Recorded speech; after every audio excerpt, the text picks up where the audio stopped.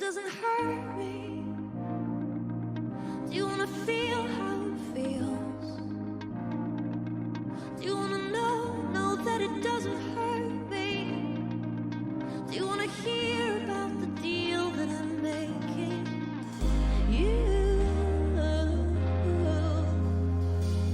It's you and me.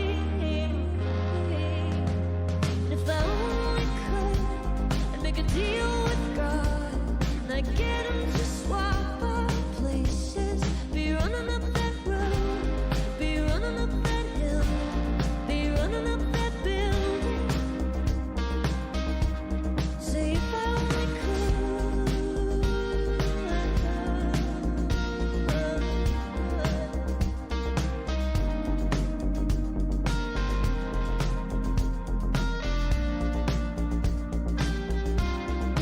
You don't wanna hurt me, but see how deep the bullet lies. Unaware I'm tearing you asunder. There is thunder in our hearts. Is there so much hate for the ones we love? Tell me, we both matter, don't we?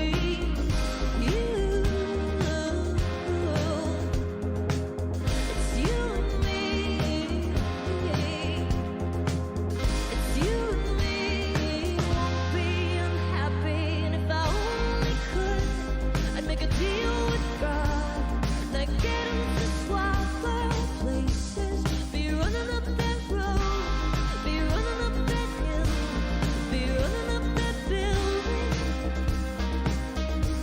Say if I only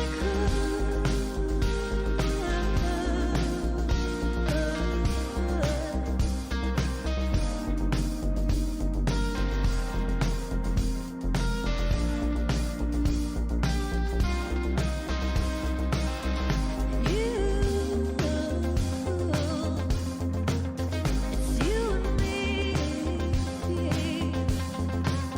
It's you and me. Won't be unhappy. Come on, baby. Come on, darling. Let me steal this moment from you now. Come on, angel. Come on, darling. Let's exchange the experience.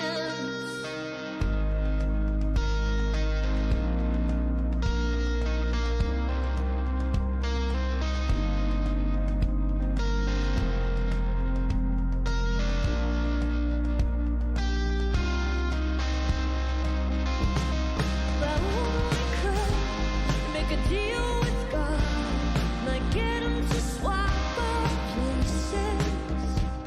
Be running up that road, be running up that hill, with no problem. If I only could, I'd be running up that hill. If I only could, I'd be running up that hill. If I only could, I'd be running up that hill. If I only could, I'd be running up that hill. If I only could, I'd be running up that hill. If I only could, I'd be running up that hill.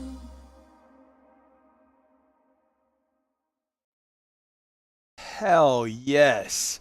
Woo! That was Elevator doing a cover of Kate Bush's Running Up That Hill. I think some of y'all might recognize that from Stranger Things, which had its season 4 finale this week. We're going to talk about it. I know some people are hopefully excited to talk about it. Let me put up some B-roll and let's get this party started. So, I am Kai Zen. I am operating on zero sleep because last night I was on Soul Citizens, and then as I was crawling into bed, they called me to work and said, "Hey, how would you like to drive to Boston and back? Fun times." I have not slept. I have eaten a little. I have had more than a few drinks. I just got home from work from a monster day, like, I don't know, like 2 hours ago, and immediately started prepping this show. It's been one of those days. With me tonight, we've got my XO, WOLFDRAGON in the house. Say hello to the beautiful people, Wolf, and tell them what you're drinking. I'm drinking Dragon's Milk and 6 and 20, by the way, because I got a bottle waiting for me on my doorstep when I got home today from 6 and 20. Hell yeah. Project. Hell yeah. I am from a bottle of Roja. Ooh. I don't know. Hell yeah. Oh yeah. And we've got Tweaked in the house. Hey Tweaked, what you drinking? What kind of fancy schmancy coffee you got tonight, brother? Got chocolate raspberry coffee, but it is night hours.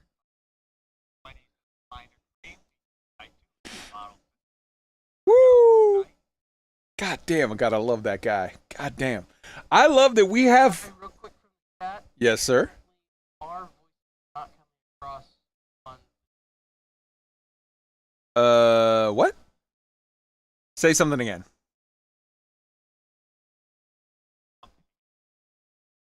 Yeah, you're not coming across. Hold on. That is a problem. We gotta fix this right now. Hold on 1 second. Okay. If I go to this, and then I do this. Try speaking now. Nope, you're not coming through. What the hell is going on here? Hold on 1 second.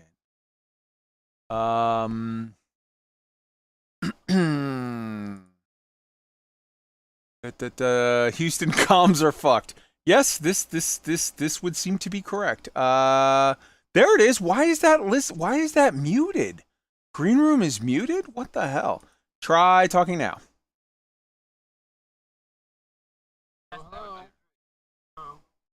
Okay, it's not lighting up. I remember how Control assisted with changing some of the sound stuffs. I'm not. Hold on. I'm not hearing. You guys aren't showing up. Nope. All right. We're going to fix this. Bear with us. I'm very, very sorry. We made some changes to the stuff, and it's apparently a problem now.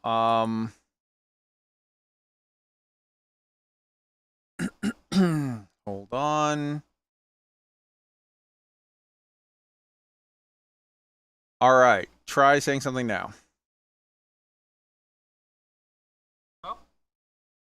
Nope. You guys are not coming through on the little thing. What the hell did he change that all of a sudden now we've lost Discord, green room voice activity? Yeah, no. You can hear on Discord, but they can't hear you guys on the stream. Hold on. Monitor and output. Oh, come on. There was an echo thing that was causing a little bit of a edge case problem, and in fixing that echo, we seem to have deleted all of you guys from, so, like, literally it just sounds like I'm doing a show by myself, which nobody wants to hear me talk. Hold on.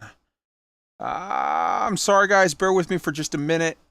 How the fuck do I... Global settings. Use monitoring device, sample rate, desktop audio, mic auxiliary, disabled.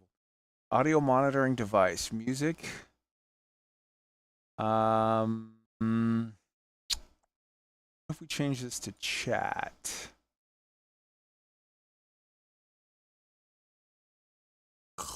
Close that. All right, talk, guys. No. I don't know. Chat, people in chat, you tell me. Do you hear? Can you hear us? Blah blah blah. Oh shit. I don't know. Go on, Kai. 4 hours of stand-up. Jesus. All right, Krithak, Banu, and a fucking human walk into a bar. Negatory. All right, let's troubleshoot this shit. Desktop audio, advanced sound options, green room voice activity. It's listed as monitor and output. Global settings.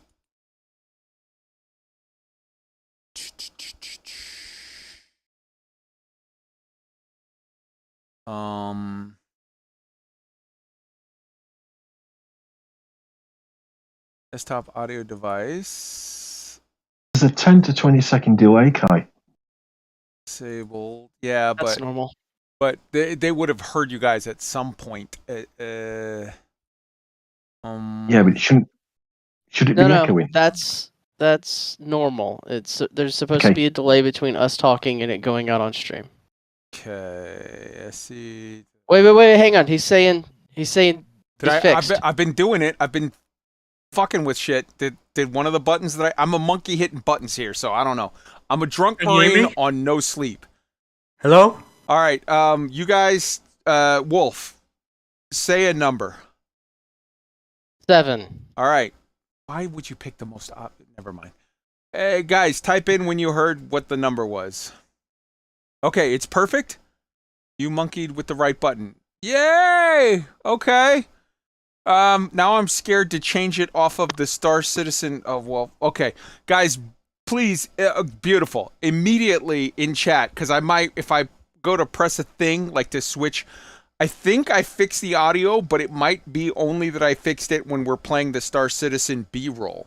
If we go to anything else and all of a sudden you just hear me talking like an asshole and nobody else, please say something in chat and Wolf, listen in through the fucking thing and let me know. Like, just play it low in the background. Yeah, I'm listening to it now. If you want to swap over to run really quick, we can see. Yeah, sure. All right. Let me switch to Romansky. All right, Wolf, talk. All right, I'm talking. I haven't seen it transfer over yet, but we'll see what happens. That works. It works. I see it. I hear it. Okay, cool. I think maybe I don't know what I'm doing, but we'll just accept the win. Even though I've literally was just, as Juki Bomb is in the chat. Yeah, I'm a monkey smacking a keyboard. I hit a bunch of stuff and I was like, turn this, whatever. I'm sure it'll break later. All right, let's get on with the show. We got I introduced Wolf. I introduced Tweaked. We've got SHADOWWYVERN in the house. Say hello to the beautiful people, SHADOWWYVERN. SHADOWWYVERN is our Nomansky researcher, one of them. Hello, beautiful people. And what you drinking tonight, brother? Water. That's a good choice. And we've got Chad LOSAN in the house from the Star Citizen research community. Chad, what you drinking tonight, brother? A diet green tea pineapple mango from Lipton. Jesus Christ, I'm surrounded by women. Yeah, that's awesome. And I'm sorry, I have reasons I cannot drink alcohol. I literally, when we started having tech issues, I just popped the cork on this bottle of 6 and 20 Carolina Roja, and I'm just drinking straight from the bottle. The beers are gone at this point, but I have more in the freezer, so here we go. And we have special guests who I just invited on the fly. Wintermute, we're gonna, because I need you to, when we get to the Nomansky section, we're gonna talk about the expedition, brother. How you doing? And what you drinking? Well, I've got water. Sorry, Kai. But That's all good. But earlier I was trying the new Guinness coffee flavored beer. Oh, nice. Yeah, it's not. Believe me, it's not. Oh, that's sad, man. I love Guinness. I love Guinness over there. Guinness over here. People who haven't been stationed over in the UK, when you drink American Guinness, you're like, you don't know. Like, No, they give you the not good Guinness. Well, this is a new beer that apparently was sold in the US before it was sold here. But it's Yikes. actually a coffee flavored beer, but it is actually brewed in Ireland. Why would you have coffee-flavored Guinness? Because Guinness already is oatmeal, so just enjoy it as a bowl of oatmeal and call it good. Yeah, but it's a beer, not a stout. Right on, right on. Whoa, Griffin Gaming in the house. Griff, come join us, brother. You're always welcome. All right. Let's talk. Well, first off, let's go through real quick. I want to go through and salute all of the fucking beautiful people that came and joined us tonight. We've got, let's see here. Looking through. Here we go. We've got Wintermute. We've got Elix Whitehall. Hello. Abyssinian. Hello. Raxla Smaxla. Mwah. Big kiss to you. We got Juki Bomb, my absolute favorite developer. How you doing, my girl? Yeah. We got, let's see, Misfit, Tweet. We got BC, hello. SHADOWWYVERN, of course. Happy Friday, reprobates. Juki Bomb. We got Whip Block. We got BC. Going through. Extreme Tuber 7. J. Sheep Postmodernist. Whiplock. Soul Ripper. Hello. Low 200. My brother.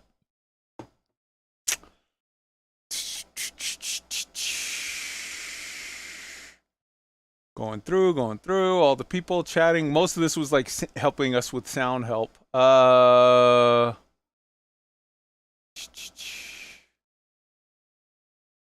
all these people. I love all of you guys for trying to help us.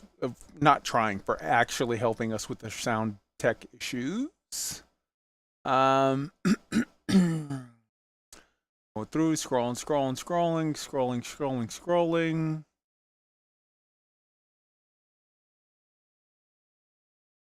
Then we get the Griff. What up? We got Axe. Crazy Shack 48. Yo, Project 675. Thank you so much for the liquor that you sent me. I am drinking it.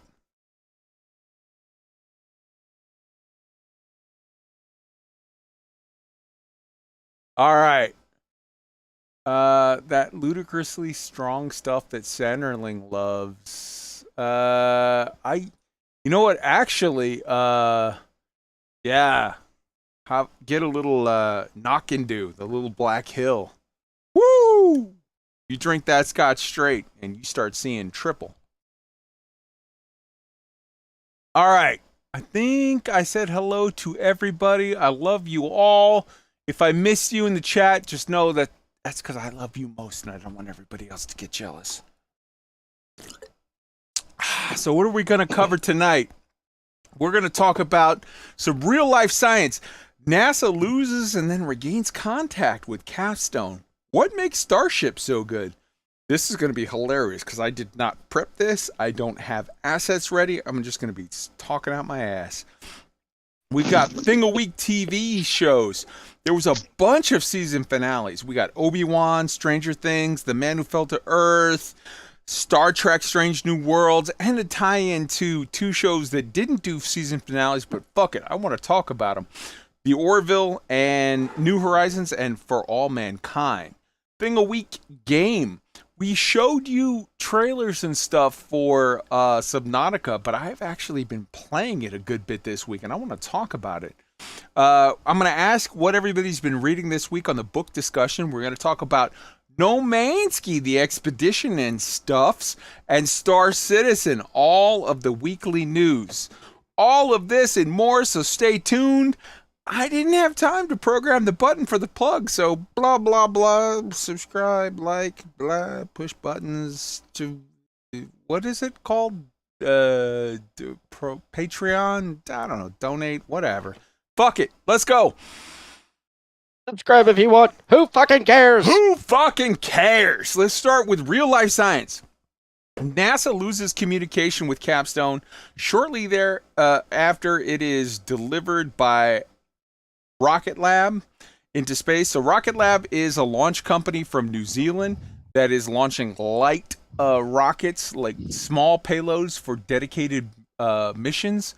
It is beautiful. I'm not going to be trolled by you, Soul Ripper. Not going to be trolled by you. Never mind. They regained. So basically, I'm sorry, we have no assets for this. We'll have assets next week. NASA launched with Rocket Lab from New Zealand. They put Capstone into a near rectilinear halo orbit. We'll explain that in a minute. They started it along that process, but then they lost comms with it for like 2-3 days. And it was very, very scary because literally, like, they needed to reestablish contact so that they could give the transition instructions for the satellite to Capstone to execute maneuvers to go into the NRHO. They lost contact for a couple of days, and then, thank you, Jesus, they reestablished contact, were able to give the insertion commands for the modified translation orbit burn, and Capstone executed the burn, and they now have full contact, and they have good telemetry. Everything is on course. This is huge. Now, for those who don't understand, like, you might have been hearing NRHO, or near rectilinear halo orbit, and I know, like, it's, believe me, I'm a child. I'm a grown-ass child. And when you hear rectal, you're like, is this the asshole? No. Let me explain. A near rectilinear halo orbit. First off, there is no rectal, like, asshole in this. It's rectilinear, one word. A near rectilinear halo orbit. Near, it's almost. Rectilinear, imagine if you throw a ball straight up in the air and then catch it. It's rectilinear. It's almost a straight line up and down. It's not quite a straight line up and down. So there's several types of orbits. The orbit that we always think of is a circular orbit. Just, you go in a circle around a point, that's an orbit. There is also elliptical orbits, which is kind of like a smushed circle, where it kind of goes in a circle, but it's not a perfect circle, it's an ellipse. Then there's a near rectilinear orbit, which is not an ellipse, but it's more of a smushed ellipse with lines that kind of go straight up and down, so that it comes very close to an object on one end, and then kind of almost goes in a straight line down, and then comes back up. And then there's halo. A halo orbit means any orbit that involves a Lagrange point or Lagrange point. I don't know what the proper, like, if half the time you hear a scientist explain it, they say Lagrange, half the time they say Lagrange, potato, who fucking knows? Orbit means you're circling a thing. So let me explain real quick what a near rectilinear halo orbit is and why it's important.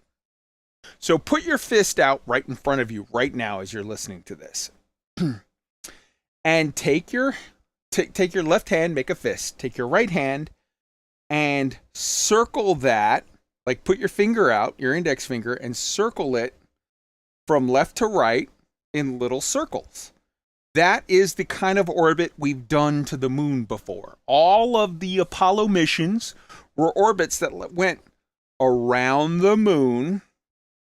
Imagine that it was like a 3D clock, but looking at it from the top down, and your finger is going around the moon. Now, most of the time, you can see the point of your finger, your index finger, because most of the time it's to the right of the moon, in front of the moon, or to the left of the moon. But sometimes your finger, as you go around, goes behind the moon. And when the point of your finger goes behind the moon, you can't see it. And that's a problem because two things. Number one, the solar panels are dark because it's behind the moon, so it's not seeing the sun. And you can't see the point of your finger because it's behind the moon, so you can't communicate with it. So when we did all of the Apollo missions, we had these blackout, that's what they call it, blackout times, where you can't communicate with the satellite or the spaceship because it's behind the moon, so you have no direct line of sight to it. So they call it LOS, loss of LOS, which is line of sight, or loss of signal. You can't see it, you can't talk to it. So what we're doing differently now is put your left hand, your fist out as far as you can, and instead just imagine that your right hand, imagine that it is a clock. So it starts at 12 o'clock and goes all the way around. Don't actually do it. It's a pain in the balls at this point, but just imagine it.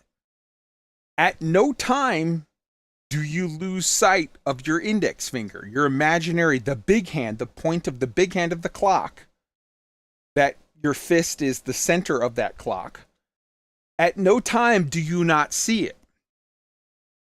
So that would be a perfectly circular orbit that goes around the moon, but instead of going around the moon like left to right in a circle, it goes around the moon top to bottom in a circle. But to save fuel, we're going with a near rectilinear, so a almost up and down. So now imagine that circle is a smushed ellipse that kind of goes over just very close over the top of the moon and very far down over the bottom of the moon, but it's a smushed kind of ellipse that's skinny on the sides. It's near rectilinear. It's almost straight up and down, but it's not quite. And it's a halo orbit. What does a halo orbit mean? That means that it involves, so the three-body problem says when you're doing gravitational rotations around multiple objects, that the difference of the masses of those two objects make for like weird math on how that works out. So what we're using, it doesn't go like the moon isn't at the center of the ellipse. The capstone is going to go very close to the North Pole. It almost touches your fist. It's very, very, very close to the North Pole. Super close. And when I say super close, I mean literally the NRHO orbit that we're using is that it's going shit, I'm trying to remember now, and I'm a little drunk. It goes within, I think, less than 3,000 meters of the North Pole of the moon, which is where we want to get super close to because that's where we think there's ice. And ice can be used, it can be mined to make, you separate out it's frozen H2O, you separate out the hydrogen along with the helium-3 that's in the regolith of the moon, and you can make rocket fuel. And so it comes very close to the top of the moon, and then at the bottom, it shoots far, far, far, far down, and it goes to the Earth Lunar L2, which is the Lagrange point 2, where it's a spot. There's multiple spots. There's 3 Lagrange points between the Earth and the moon where the gravity of the two is sort of equal. So by going to that spot, it goes far south of the moon, like over 70,000 kilometers south of the moon, to a spot that's actually fairly close and not that hard to get to from Earth. So I've explained what near rectilinear is. It's almost a straight up and down line, so it's a smushed ellipse, way smushed ellipse. Instead of going around the moon left to right where we lose sight of it, it goes up to like top to bottom so that we never lose sight of it, and it never loses the ability to generate electricity through solar panels. It's a halo orbit, so it goes between the moon, real close to the north pole of the moon, and then the south end is 70,000 kilometers away at the Lagrange point 2 of Earth and the moon. So the spot where the gravity between the Earth and the moon sort of cancels out, so that it's easy for us to send rockets to there cheaply. So that is what a near rectilinear halo orbit, or NRHO, is. It does not involve buttholes, even a little bit. I think a lot of people have been saying near rectilinear halo orbit and having no clue what that means. I wanted to take a minute and explain it to people. Did I explain that well, or do I just sound like a gibbering idiot at this point, guys? Sounded good to me. It sounds like the a further application of a couple of the orbits that we use. One for the Iridium satellite network, when that was, I think it's still a thing actually, which covered North America and Canada, and I think it went down as far as the top of South America. But also, Japan has a couple of their own special GPS satellites that sit in an orbit that draws basically a straight line up and down over Japan, such that the satellite, it's more than one, but that constellation is essentially looking straight down, so that as you're walking along the streets of, say, Tokyo or Kyoto, where there's huge buildings, and it's like you have this little patch of sky that you can see a damn thing, your GPS still works. Yeah, so we definitely do also use geostat orbits and rectilinear orbits, not halo, but rectilinear orbits of the Earth, such that, and like you might say, like, why does somebody want to use that orbit? Because it puts you over one spot on a planetary body, i.e. the Earth, or in this case, the moon, where you get really, really close, you can see a lot. We want to get really, really close to the North Pole because we want to find where the deposits of ice are that are in crevices that we can mine to make rocket fuel. And then it gets you really far from the thing so that you can use your really good cameras to kind of get a good image of the whole thing. So when you're close, you get way better details, but way less surface area. When you're far, you get less good details, but way more surface area. So also, by doing this, this is super, super important. We can launch rockets on the cheap because they only have to go to the Earth Lunar Lagrange point 2, which is cheap to get to for us from Earth. And then the orbit will take them through the gateway station, and they'll just ride along with that for free, and then drop off when they get very, very close to the North Pole. So instead of running 10 miles to go from your house to a friend's house, imagine if you could run 2 blocks and then hop in a Uber that was going to drive you for free to your friend's front yard, and then you hopped out. You save a lot of fuel or less running by just traveling a short distance to the closest approach to Earth and then riding for free and getting off a short distance from the closest approach to the moon. So that's what a near rectilinear halo orbit, or NRHO, is. I've heard it so many times in the news in the last week or two, and people just say it, and they say it like it's near, rectal, like asshole, linear, like those are two separate words. That's one word. That's not supposed to be two separate words. Halo orbit. And a lot of times they even leave out halo. They just say near rectal linear orbit. And it's like, nope, that's not what it is. So that's what it is. Probably some of you want 10 minutes of your life back, but fuck it. I'm a nerd. Now you know. All right. Where we are in the show notes. Real life science. What makes Starship so good?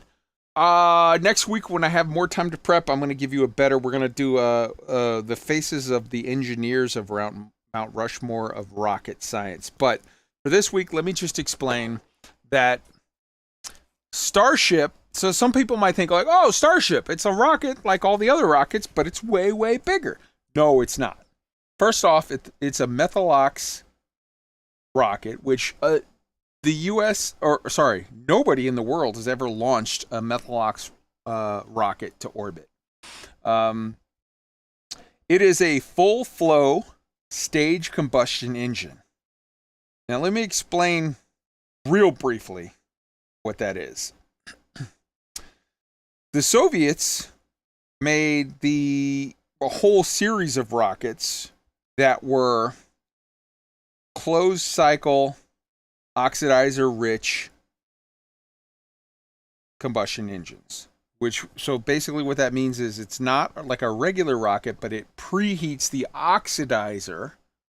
It has a pre-burn. So you pre-burn the oxidizer, then you shoot out hot oxygen gas into the engine to mix with the fuel. And that gives you a way better rocket than if you hadn't done that. NASA didn't believe that was possible. They literally thought the Russians were lying. And it wasn't until the Soviet Union collapsed in the 90s that we went to the Ukraine and to the some former Soviet republics and literally bought their engines because they were like, bullshit, the Soviets are lying. And they were shocked to find out that what the Soviets had done, because NASA didn't believe it was possible, what they had done is they had made some special alloys, some metals that could work the turbines in the preheater that were strong enough to actually not melt when you blasted hot oxygen gas at them. So the Soviets had this in the 60s. NASA didn't believe it was possible. So what they did was instead they made a different closed cycle engine, which was a fuel rich pre-burn closed cycle engine. So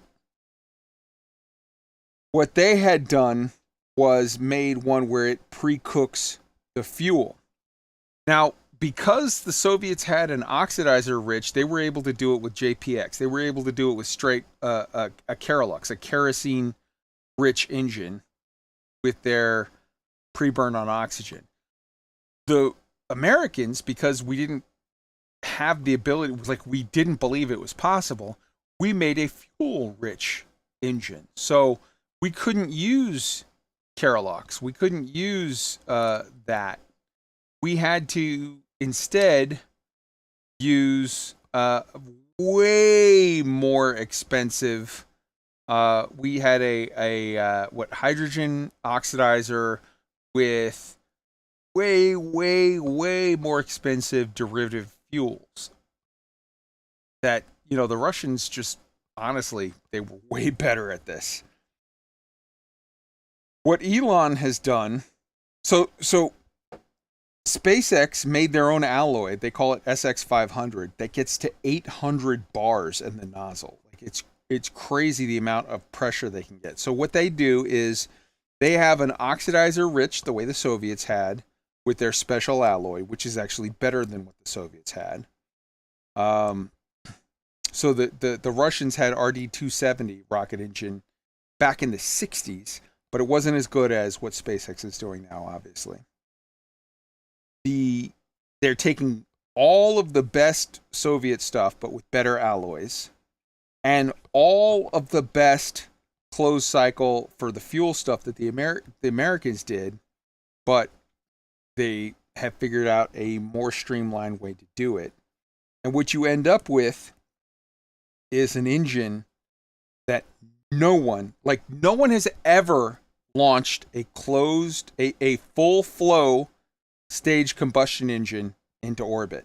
The Americans tried it. Rocketdyne tried it with their their Agrojet. They had an integrated power unit, and they basically had it onto the test stands in the 2000s and then said, this is too hard, there's no point. The Soviets tried it with N1 and then said, you know what, this is too hard. They had a catastrophe with theirs and said, we give up. So basically, and I know probably people are like, fucking get on to talking about Star Citizen. Okay. But like the long and short of it is, no one's ever put a Methalox engine into orbit. This is huge.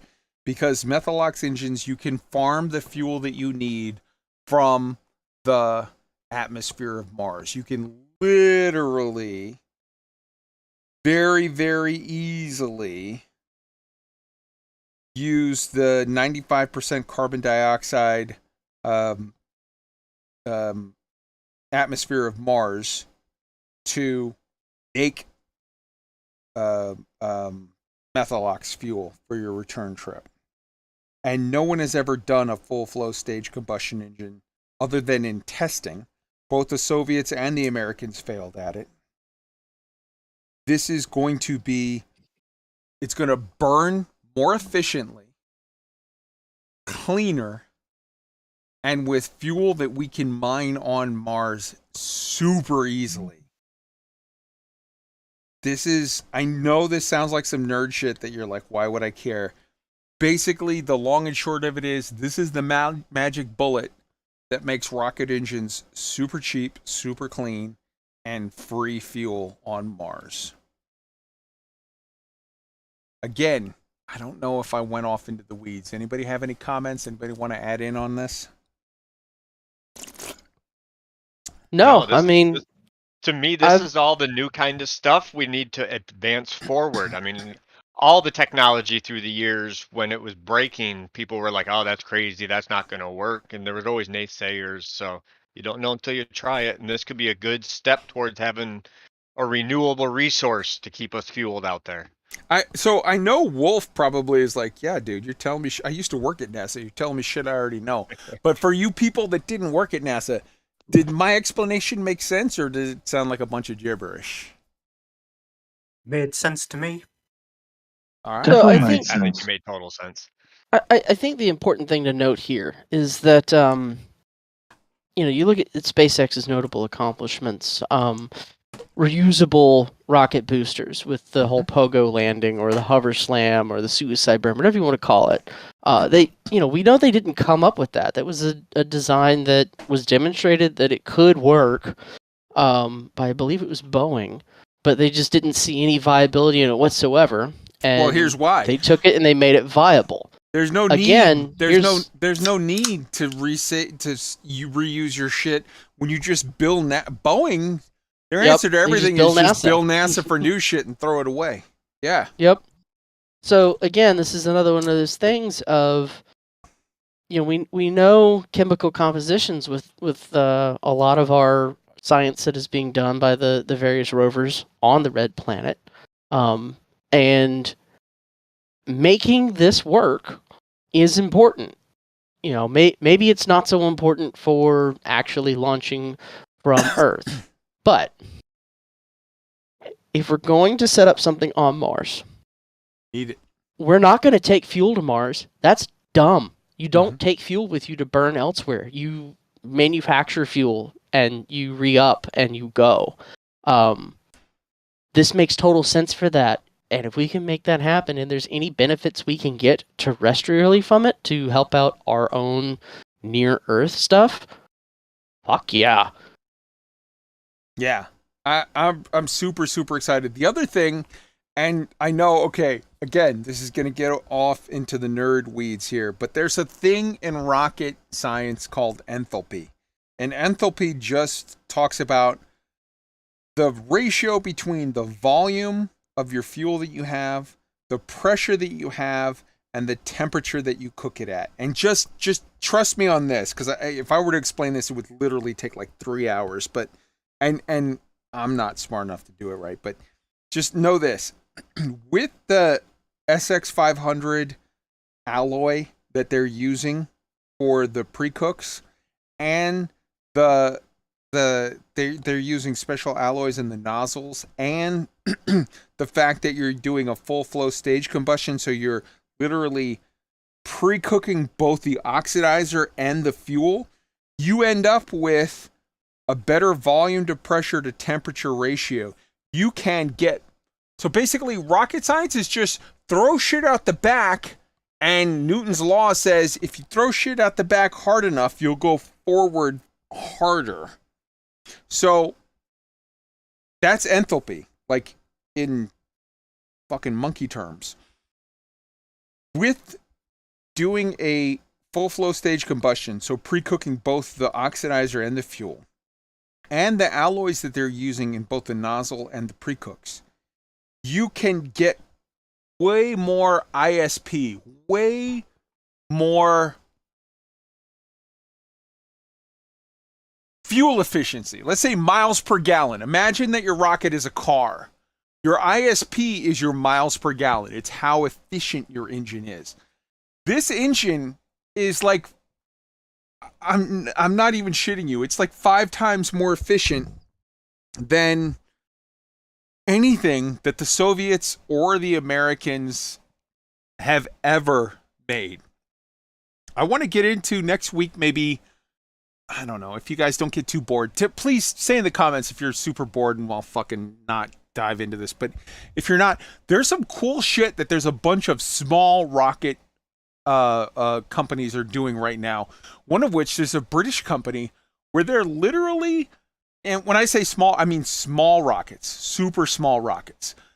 They're sending up hot air balloons to get like super, super high, so that you need way less boost vector for your, like, way less bars, like way less boost kilonewtons to get your first stage, your single stage, up. Like, there's some really cool ideas for small rocket engines. There's I know you might think like, oh, well, there's NASA, and then there's Russia, and then there's SpaceX. No, China is doing some really cool shit. There's a company called Relativity that is doing amazing shit with fully 3D printed rockets, and it's 2 engineers that used to be senior engineers at Blue Origin for Jeff Bezos, that they quit because his shit was like fucked. Blue Origin, their H4 rockets are like 4 years overdue at this point. Those poor guys that bought their rockets are like, where the hell are my, Cygnus was like, where the hell is my shit? Rocket Lab out of New Zealand is doing amazing shit. There's a company, Endrol or something out of Norway is doing amazing shit. There's 3 different companies out of the UK, Britain, that are doing amazing shit. You've got 2 different companies in Germany that are doing, one of them is doing 3D printed rockets, and one of them is using off the shelf stuff, but in a really cool way to make like awesome rockets. Japan, holy shit, their H3 rockets are killing it. South Korea is doing amazing shit.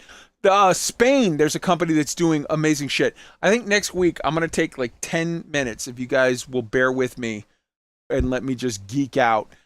I'm going to go over some really cool companies.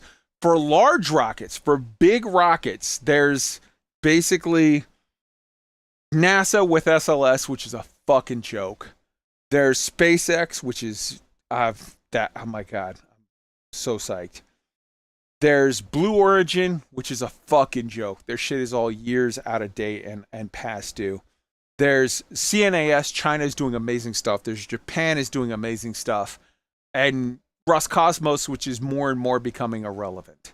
NASA and Roscosmos are fucking irrelevant. The big deal for heavy rockets is SpaceX in China.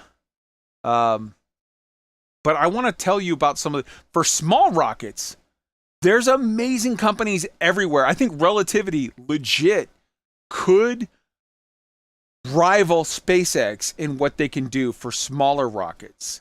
And I think they'll do nothing but push SpaceX to do better and to do more and to, like, I'm so excited. All right, I'm going to shut up now about,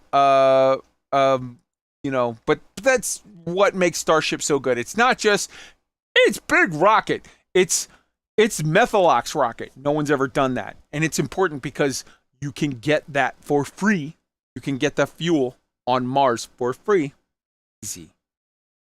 It's full flow stage combustion engine. No one has ever sent one of those to orbit. Both the Soviets and the Americans tried, and they both gave up because it was too hard.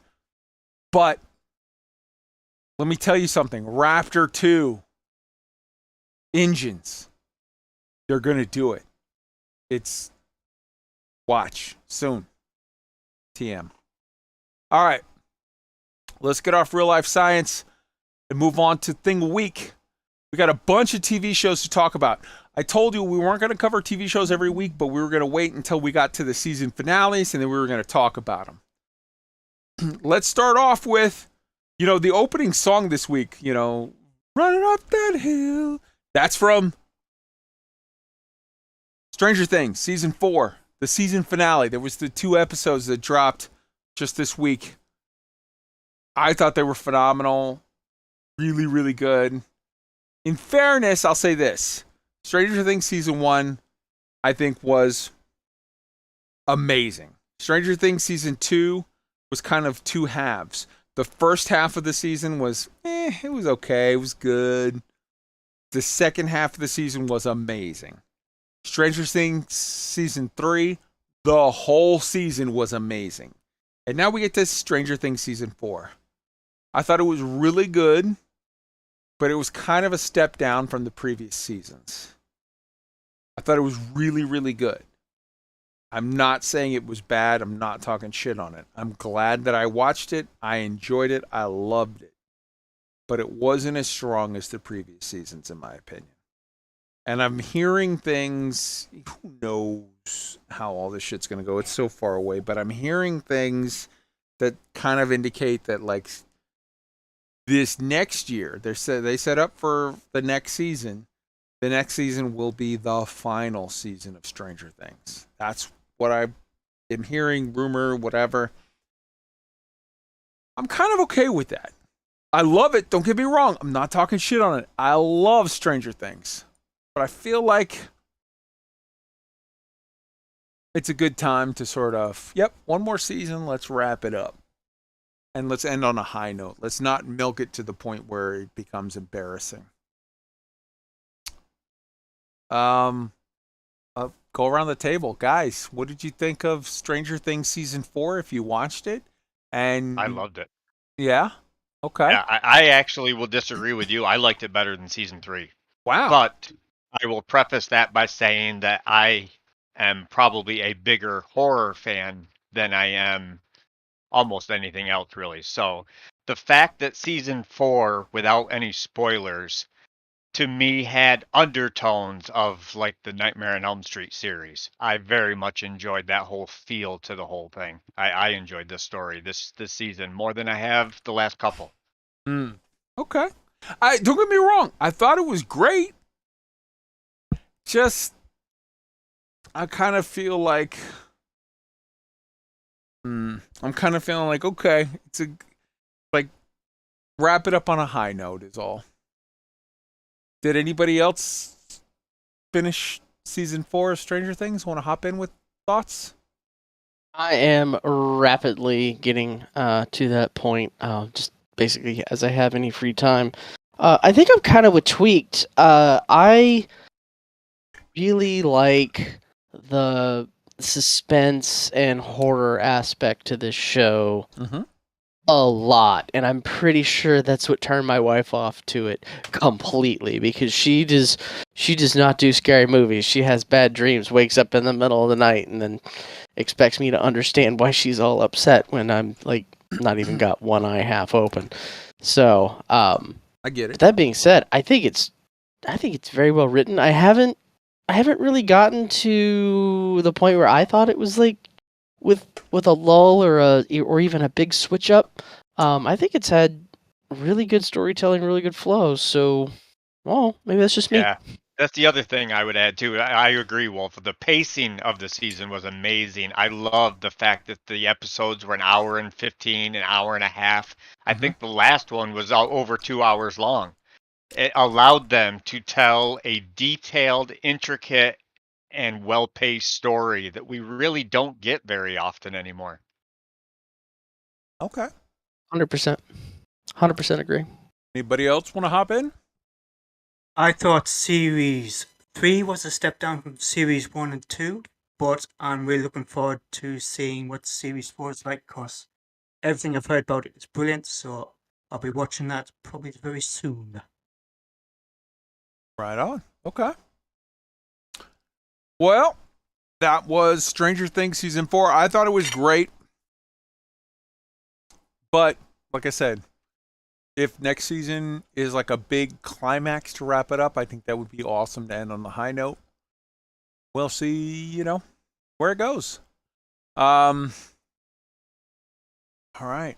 Let me pull up the notes real quick. Sorry. Next up, we've got Obi-Wan season finale. All right, Obi-Wan. This show got shit on so hard by everybody, it seems. And I'll say this. It definitely had plot holes. It definitely was a little... Like, it wasn't, for me, like, holy shit, this is amazing. This is all 10 stars. Oh, my God. But I thought it was really good. I thought it got unfairly shit on by people. I thought there were moments of weakness in it, but there were also really good fan service, awesome Darth Vader-y type moment. Pretty much whenever Darth Vader was on the screen, I was like, yes, give me more. I thought it was a really good show. It was 6 episodes, about a half hour long each episode-ish, 36, 38, whatever minutes. It seemed like a little, like, kid level. It wasn't like The Expanse or whatever where it's like, oh my God, this is blowing my mind. But it was, if you just want to shovel some popcorn in your mouth and sit back and enjoy a good show, I thought it was pretty fucking good. And I thought it got a lot of unfair people shitting on it when it was like, yo man, just go for the ride. It's Star Wars. Star Wars has always been this way. Star Wars is not super deep, cerebral, whatever. Star Wars is a summer blockbuster, action-packed. You don't have to think too fucking hard. Just enjoy the ride. And if you handle it, if you go into it with the right opinion, like where you're not looking to pick it apart for every mistake or continuity error or things where it's like, logically, that doesn't add up. If you just, like, I love Arnold Schwarzenegger movies. There hasn't been a single fucking one of them that wasn't absolutely stupid. But you just shovel popcorn in your mouth, turn off your brain, and enjoy the ride. They're great. And I think, unpopular opinion, fuck it, I'm going to say it, Obi-Wan was great if you just shovel popcorn in your mouth and enjoy the ride. But I'm not the hugest Star Wars fan here. That honor goes to Tweaked for sure, so I would love to get your opinion. Like I said, I thought it was awesome, but I'd like to hear from you. Yeah, mostly I agree with you. Actually, I think mostly. I don't agree that there were a ton of plot holes. What I would say is there were some moments that were cringeworthy, as far as especially the one female character like bopping the stormtrooper around the head and it dazed him and stuff. That kind of thing was just and like 2 minutes. Easy. 2 minutes after that, 2 minutes after that, you had the whole, I'm going to walk out with this jacket with a trench coat and a kid. So there's 4 legs. Like I look like a fucking horse walking out with a trench coat and nobody notices. Yeah. Yeah. There's a few moments like that, but all in all, I thought it was great Star Wars content. You had some moments in there that we've only read about in books throughout time, and they brought it onto the live screen. And if you're a deep enough Star Wars fan, there are a lot of things that they put in there that made, like, Jedi names that were on the wall, which people don't realize that those names came about in the old Legends books, but those legends are no longer canon, so to speak, so those names don't really exist in the Star Wars universe until now they actually do. That means they're back in canon.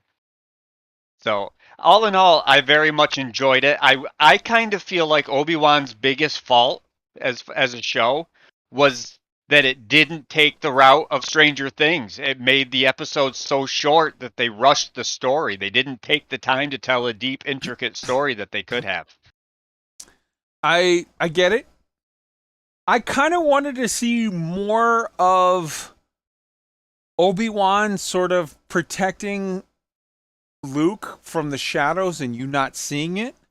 But I gotta say, like, if you don't rigidly hold to, like, it's gotta be this, and you just go for the ride, you will fall in love with Princess Leia. That little kid, Oh, absolutely. she's She was supposed to be awesome. like 10 or whatever, but to me, like, she's a little munchkin. She's like, oh, you fall in love with her. She's like, oh, it's like your Carrie Fisher nieces. will always be our Princess Leia, but this little girl is the perfect adolescent Leia. You can totally see how she would grow up to be the Leia we met in A New Hope. If you got nieces and nephews, you will fall in love with this kid and be like, I would protect this kid. I would kill for this kid. She's so cute and she's so earnest, and like, I love what the fuck is his name? I love Jimmy Smits and his wife in this as the adopted parents of Luke and Leia. And it's heartbreaking knowing their future and knowing, like, how much they love this child that they adopted and you know, would do anything to protect. I don't know. I think, again, you probably saw on 90 different places, this is dog shit, don't watch it, you should hate it. Fuck all that noise. Turn off your brain, shovel popcorn in your mouth, enjoy the ride. It's a really good ride. You'll have fun. It's 6 episodes, 5 or 6 episodes, a half hour each. You could literally watch it in the course of one movie. You could watch it in 3 hours and, like, back to back to back. Don't question it too much. Don't watch all the YouTube videos that tell you 1,000 reasons why to hate it.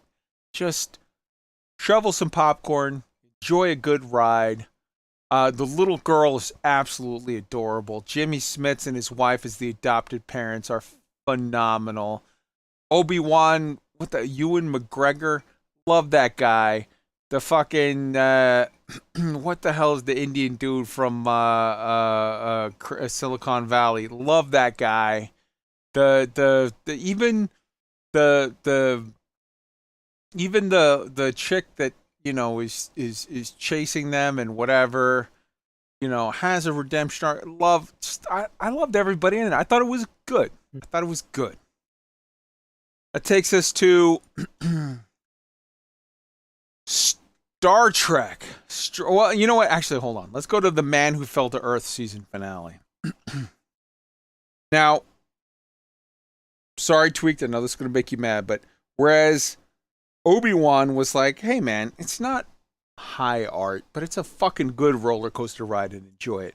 The Man Who Fell to Earth was high art. That is amazing. The show is complete. Go and watch it on Showtime. Steal it if you have to. Do whatever. The Man Who Fell to Earth was credible. It was the sequel, it turns out. Yes, it was. I was incorrect at first because I had to go back and watch the David Bowie movie from the 70s, which was weird as fuck, but all right. It is absolutely the sequel to the David Bowie movie from the 70s. The show was incredible. Where it ended, the way that it flipped shit on its head for the season finale, left me so very much going like, season 2, give me now, please. I want now. It was incredible. It was thoughtful. It was high art. It was the popcorn, throw popcorn in your mouth, but it was also very, very deep thinking. It worked on absolutely every level. Anybody else watching The Man Who Fell from Earth want to hop in on this? I've seen episode 1 so far. Very, very impressed. Oh, really good show. Oh my God, you have so much to go. It's so good. It just gets better and better and better. So Chiwetel Ejiofor, who plays Halliday / alien / larva, depending on who you ask. Absolutely love him. He's amazing. Justin Falls, I'm sorry, I forget her name. Absolutely amazing. Her daughter Molly, absolutely amazing. Her father, who's the dude who was Fancy from The Wire, season 1, absolutely amazing. And played the father on Foundation, the Apple Plus show Foundation. Played the father of Salvor Hardin, the warden. Absolutely amazing. And I really fell in love with Hatch, the alcoholic loser lawyer who was disinherited from his families, but like he was so good where he would break down shit of like, do you know how fucked this is? Oh my God. You have to see this show. Get caught up. We've got a ways until season 2. There absolutely better be a season 2 to this show because I'm not joking. This show is literally just a half step behind The Expanse in how good it is. It's that good. It's almost as good as The Expanse. It is amazing. It is. But really, in a totally different way. Yeah, no, in a very totally different way. And I mean, obviously, there's only one season of it as opposed to, 6 seasons of The Expanse. But the level of care given to this story, if you are a sci-fi nerd, if you are a space nerd, this is a show that you must watch. All right. I'm not hearing anything else, so we're going to hop on to the season finale. Hey, Fist to Face. Hello, brother. How you doing? Good to see you. Hey, can I just say one thing? Oh, Kai? yes, absolutely. You mentioned, right, that The Man Who Fell to Earth is weird. The film. Oh, yeah, the film is super weird. Yeah. I did not need to see Rip Torn's penis. That is a thing I could have lived my whole life and been happy. But does anyone? Yeah, just want to go and recommend something to you by the same director, Nick Rogue. Insignificance. Okay. I'll have to put it on my list. Einstein stuck in a hotel with Marilyn Monroe. Oh, very cool. And that's from about 85. There was a movie. There was a movie that was made in the 90s or whatever where it was Einstein playing matchmaker to, what's her name? The girl from You've Got Mail, the little blondie that everybody loved. That she was like, oh, Meg Ryan. Meg Ryan. There was a movie of like, I want to say it was Meg Ryan. It was Einstein playing matchmaker with like her. It was basically You've Got Mail, but the conceit was instead of AOL Instant Messenger or AOL email being the thing that made you fall in love, it was Einstein was playing matchmaker. So I'll check that out. Insignificance. All right. Yeah. So where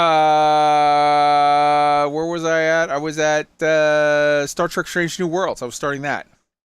Star Trek Strange New Worlds had its season finale. And okay, I want to be very careful because I know multiple of you have seen it all. We are not giving spoilers. But I am madly in love with Christopher Pike Ansel Mount, whatever that guy's hair should get its own credit. That guy is amazing. He is phenomenal. He single-handedly, I think, brought Star Trek back. I am absolutely in love with whoever the hell plays Spock. He's amazing. And his wife, T'Pring, amazing. Number 1, Una, amazing. Dr. Mbenga, amazing. The engineer, Hemmer, amazing. Uhura, amazing. Laan Noonien Sung, amazing. Like, every last character in Star Trek Strange New Worlds is an absolute knockout. A absolute just one swing home run. Don't even worry about it. There's not one single person in the cast of Strange New Worlds that I thought, that one's a dud, but I like the others. Every last one of them, I fucking love them. This Star Trek is, and I've said this before, but now that we're at the season finale, I'm going to say it again. This is real Star Trek. If you love the original series and you love The Next Generation, but you love maybe even Deep Space Nine, but you were like, Voyager, Discovery, Enterprise, Picard. Trust me. Spend the money on whatever the fuck Paramount Plus, or steal it. I don't give a shit. But do me a favor, please. Steal one episode. And after you see that I'm right and you like it, pay those people from Paramount Plus, because that's how we're going to get more of this amazing show. I'm going to say this now, and it's going to shock people. My absolute favorite Star Treks go in this order now. Star Trek Strange New Worlds, number 1. Deep Space Nine, number 2. The original series, number 3. The Next Generation, number 4. Enterprise, number 5. And the rest of it, I'm not even fucking giving a number because nope. But those 5 are my top 5 Star Treks. And Star Trek Strange New Worlds, I'm saying it now, is the best Star Trek that has ever been made. A whole, like, season for season.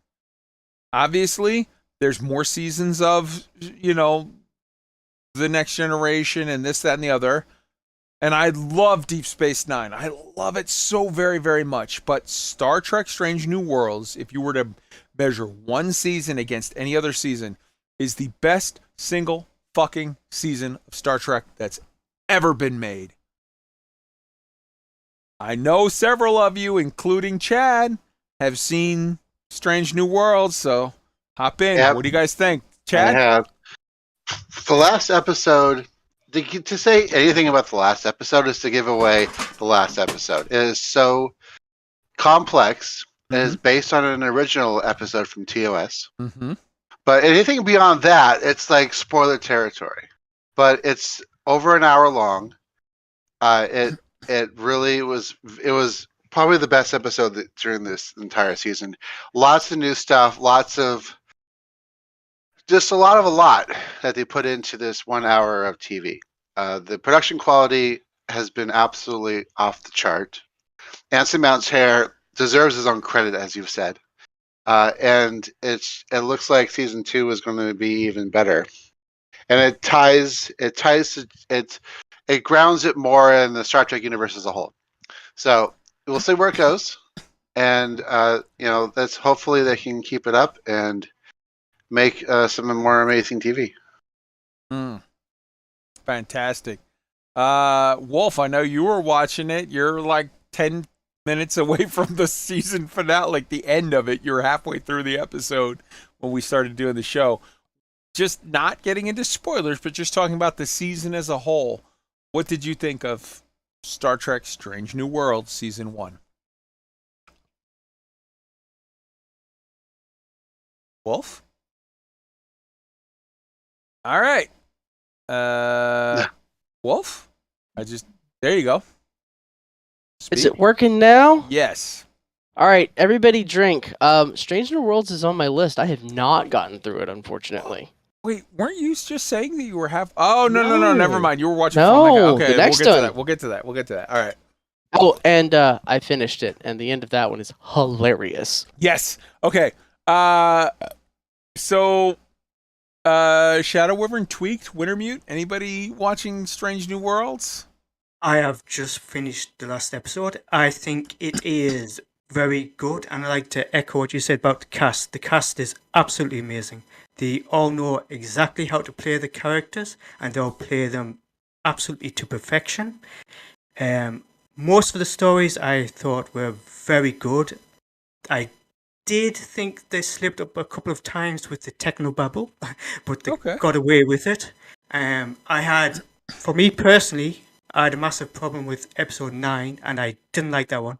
But if you see that, The storybook Most- one?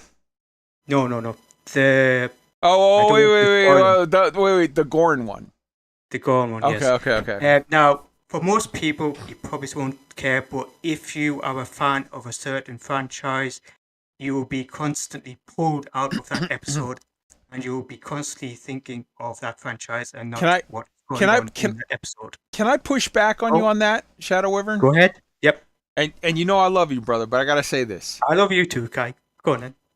You're talking about Kirk running around with a dude in a big fucking lizard outfit, a big plastically lizard outfit from the 60s.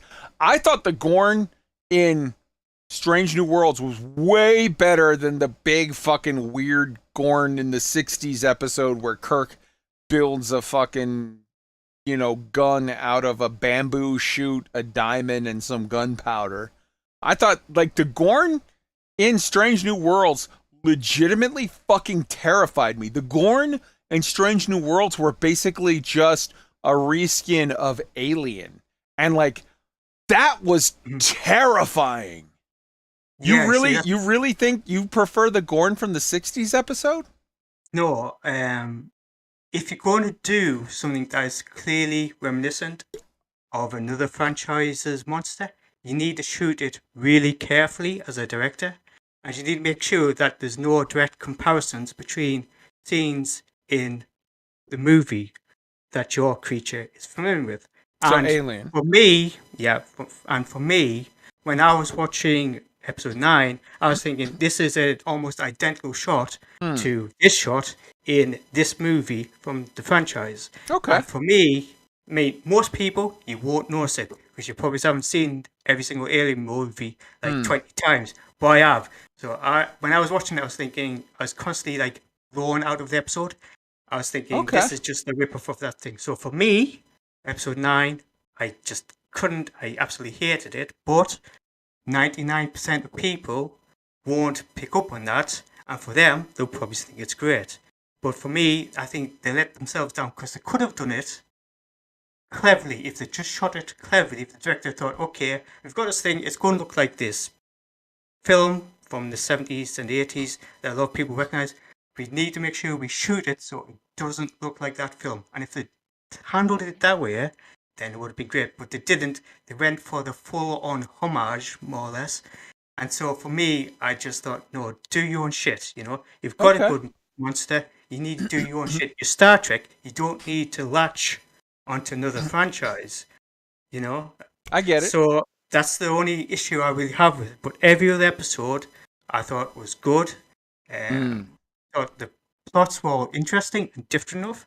There's a couple of things I wish they'd extended into series 2, like I don't want to do spoilers, but the Doctor's relationship with the Doctor. I would like to see more of him and his situations. I'd like that to be a lot longer plot because he's a great character and I want to see more of him.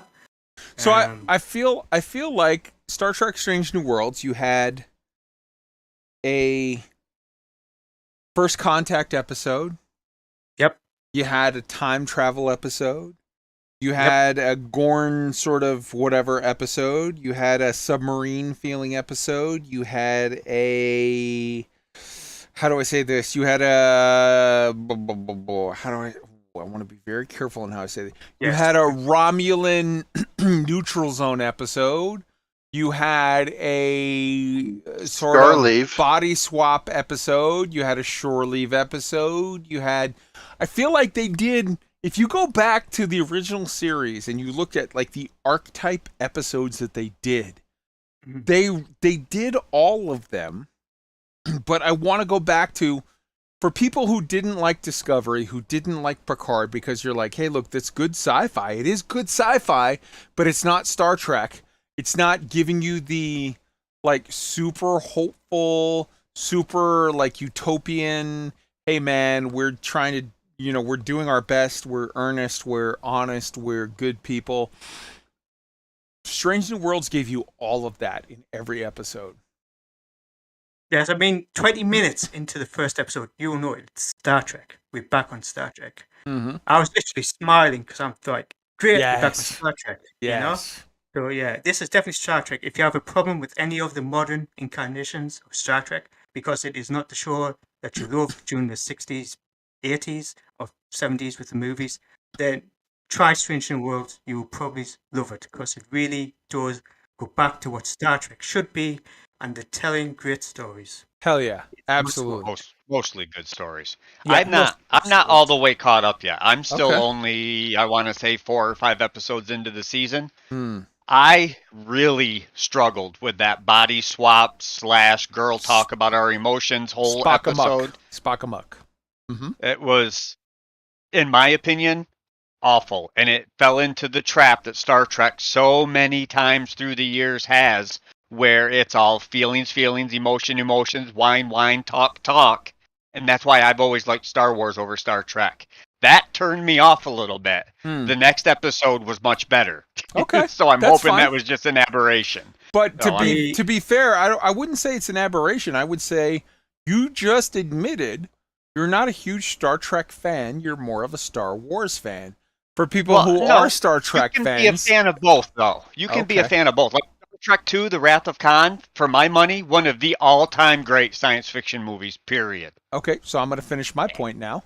I feel like for people who are Star Trek fans, because you said it fell into that trap that a lot of Star Trek has had, and you're more of a Star Wars fan, that's true. There are some people who are not Star Trek fans that might not like this as much. I get it, and that's fine. Personal choice is personal taste. That's fine. But I feel like if you love Star Trek, the original series, and if you love Star Trek The Next Generation, you will absolutely love Star Trek Strange New Worlds. If you are more of a Star Wars guy, and there's nothing wrong with that, this won't be as much your thing. I want to say a huge shout out to Dark Knight, DK75. What's up, brother? It's good to see you in the chat. Whew. All right. And let's move on to the last two that we've got to talk to. Now, these two, they're not season finales, but fuck it. We're talking about TV shows tonight because we had like 4 season finales. I want to talk about The Orville. The Orville has been killing it. Killing it. And we just talked about Star Trek Strange New Worlds that had a season finale that was a, time travel centric episode and sort of the ethics involved with time travel. The Orville, it's not the season finale, but man, their most recent episode, which was Twice in a Lifetime, was a beautiful and super interesting and super thoughtful examination of some of the ethics involved with time travel. And before that, A Tale of Two Topas from 2 years ago, or not 2 years ago, 2 weeks ago, was an amazingly thoughtful, like that was the highest honor or how do we say it? The highest credit that I can give to good sci-fi. Good sci-fi makes you look at society, makes you look at an ethical question that you're dealing with in your own society, whether it's racism, sexism, or in this case, trans whatever, rights, trans ethics, trans, I don't know the proper way to say it, but how you think about trans issues. And it really gives it a super, super serious ethical look and examines it from all sides.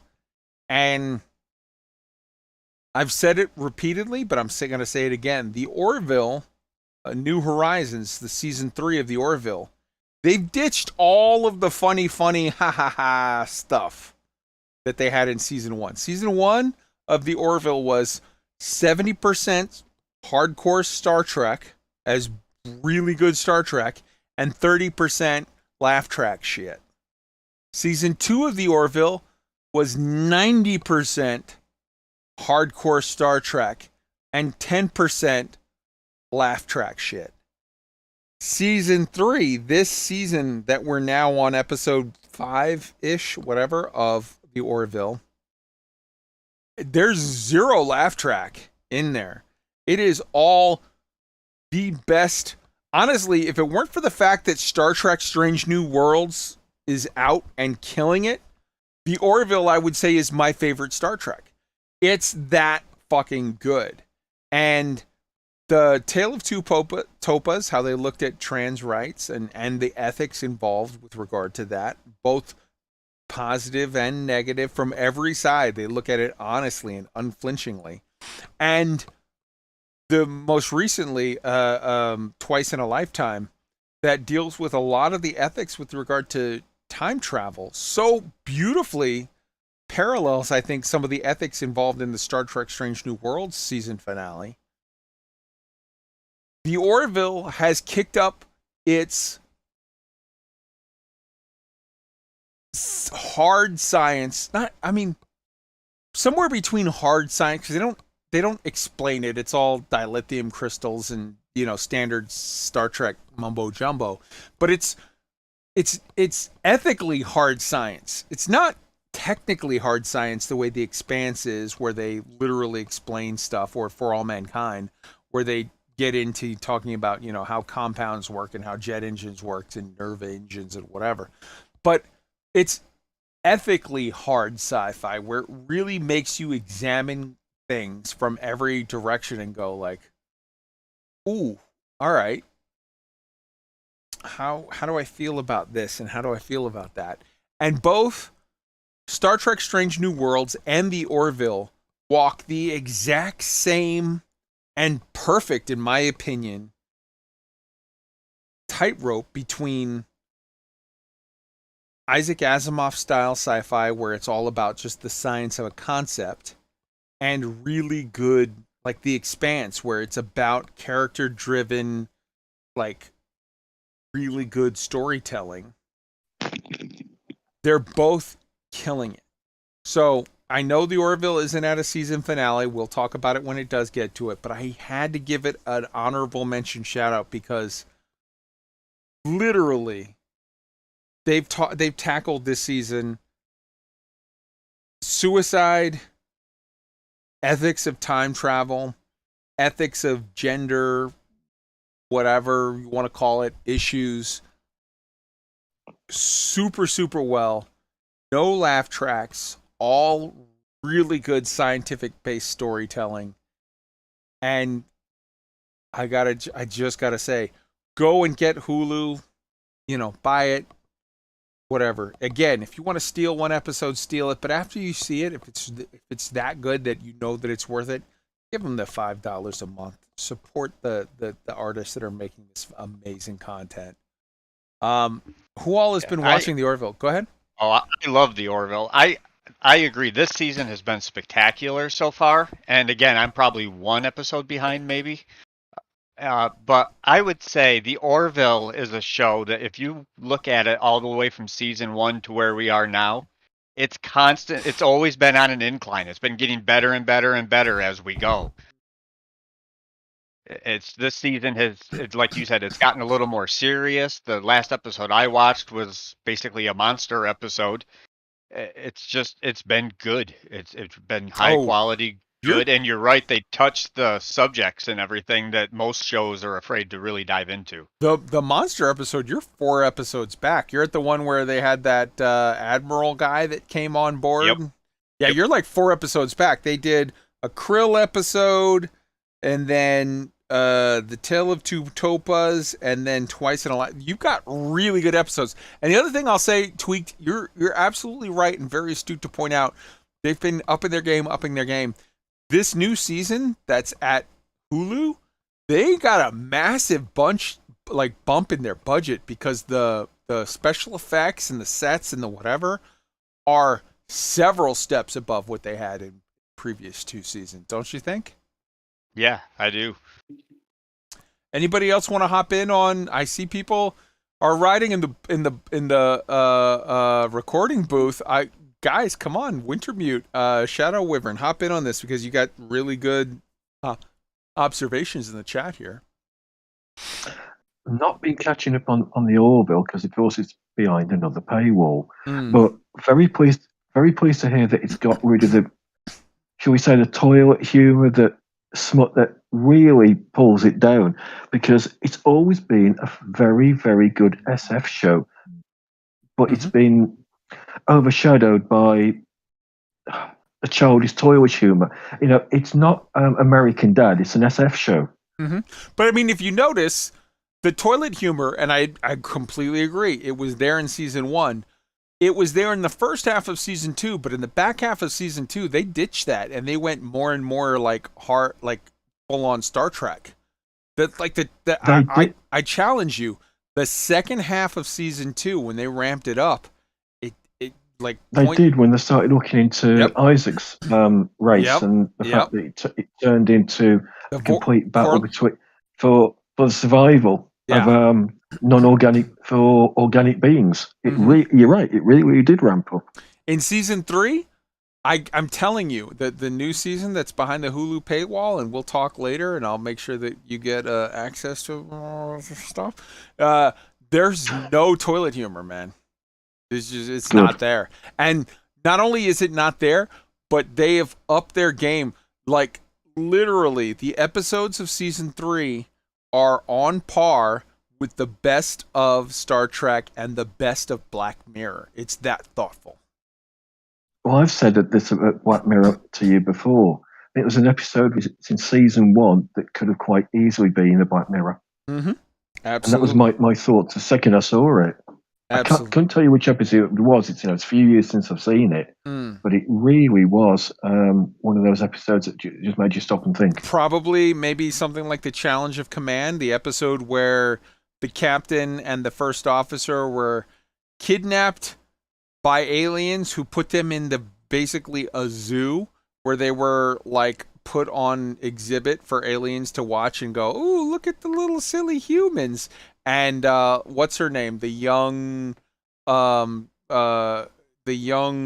security chief had to step in as the commander, disobey orders, and go rescue them.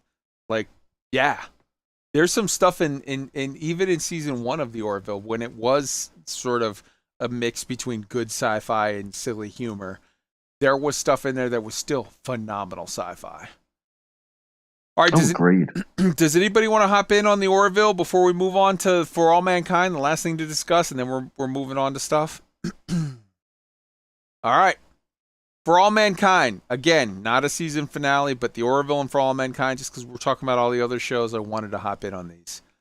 For All Mankind is fucking killing it. No spoilers. It's only like episode 4 or whatever of season 5. Episode 5 of season 3. But so we're at about the halfway point of the season. And let me tell you something. Where they're going with the storytelling is, again, I'm not going to spoiler it, but it's amazing on multiple levels because they set up a conceit where basically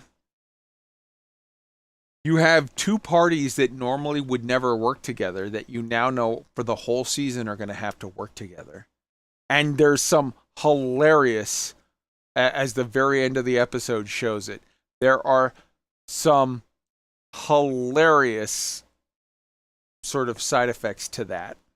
But it's beautiful in that you take 2 parties that you normally never would have thought would work together on Mars, and they're going to work together. And that's really interesting storytelling where that's going to go. You had really good and like terrifying moments that had real like payoff, as far as like it wasn't a situation of like, oh my god, everyone's gonna die, but oh no, everybody was okay. Like, nope, some people really paid the ultimate price, as you would in space exploration. And there is a conceit that they used in this where they set up this whole thing where, for example, let's say one group was maybe using some stuff that they obtained from another group, and as a result, it both allowed for the combination, the partnership that is now going to exist for the rest of the season that you would not have had otherwise. You just never would have had it. But also allowed for a sort of Chekhov's gun scenario between two very key characters who are very, very close, but you know that eventually there's like that's gonna have to pay off. Eventually there's gonna have to be a J'accuse moment when characters work out certain things and they're like, oh my god, it had to be this one that did this thing. And the storytelling that is in For All Mankind. And I'll say this, remember how I just said Star Trek Strange New Worlds is just barely half a step behind The Expanse. For my money, this is just my opinion, For All Mankind is a step ahead of The Expanse. That's how fucking much I love this show. You need to go get that show. Find it wherever you need to. And afterwards, if it's right, go ahead and support it. Yeah. I cannot, again, we're not at the season finale, and we'll have a discussion after the season is done, but For All Mankind, I cannot say enough how much I love that show.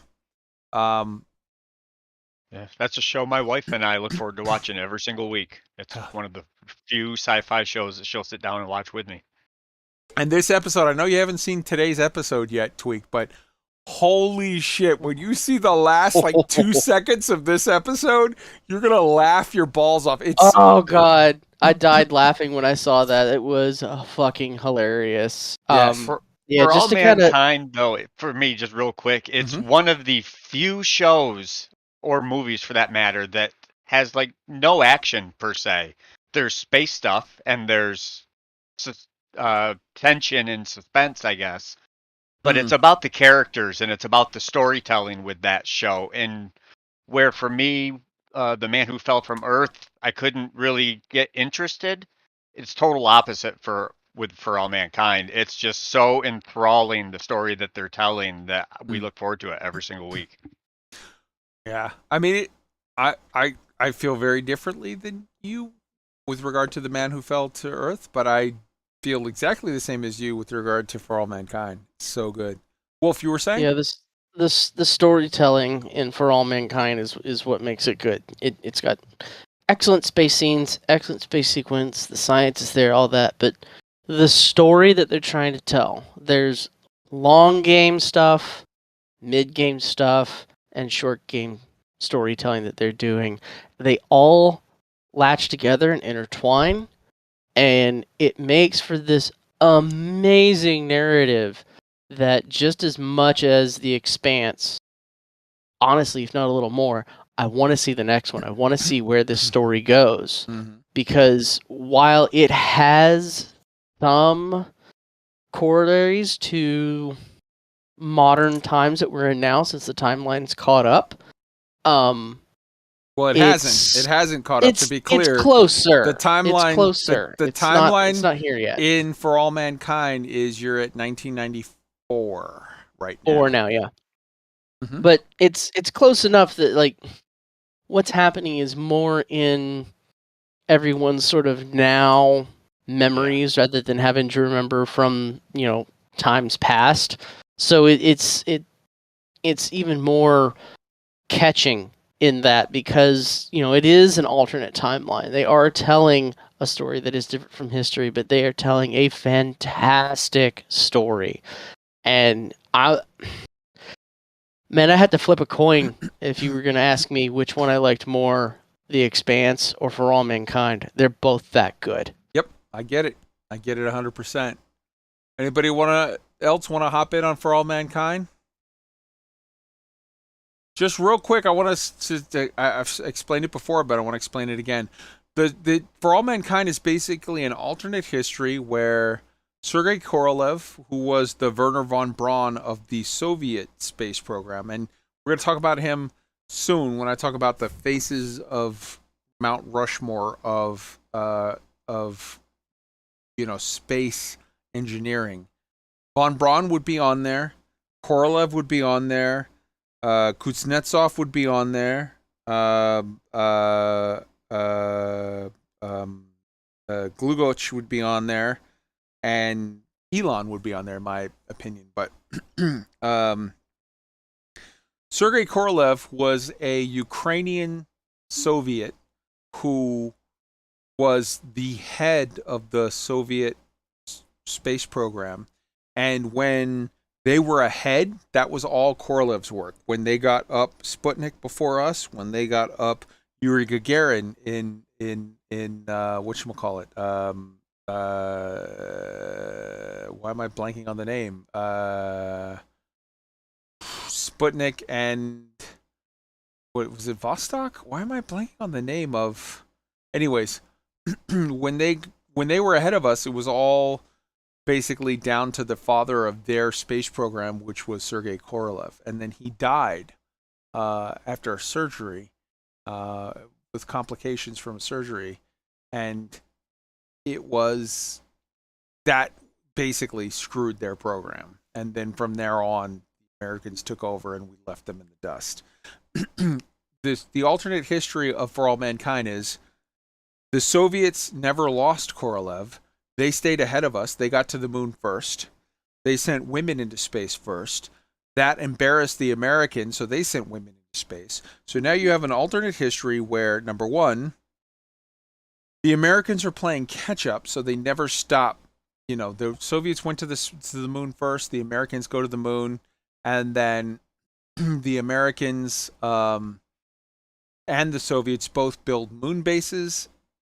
They both have men and women fully integrated into their space program in the 60s.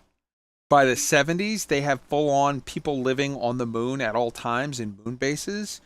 And it basically is just alternate history porn. Things like Sea Dragon, which was a program the Americans had built up to send off these massive rockets that would be launched from water, but was killed by Nixon.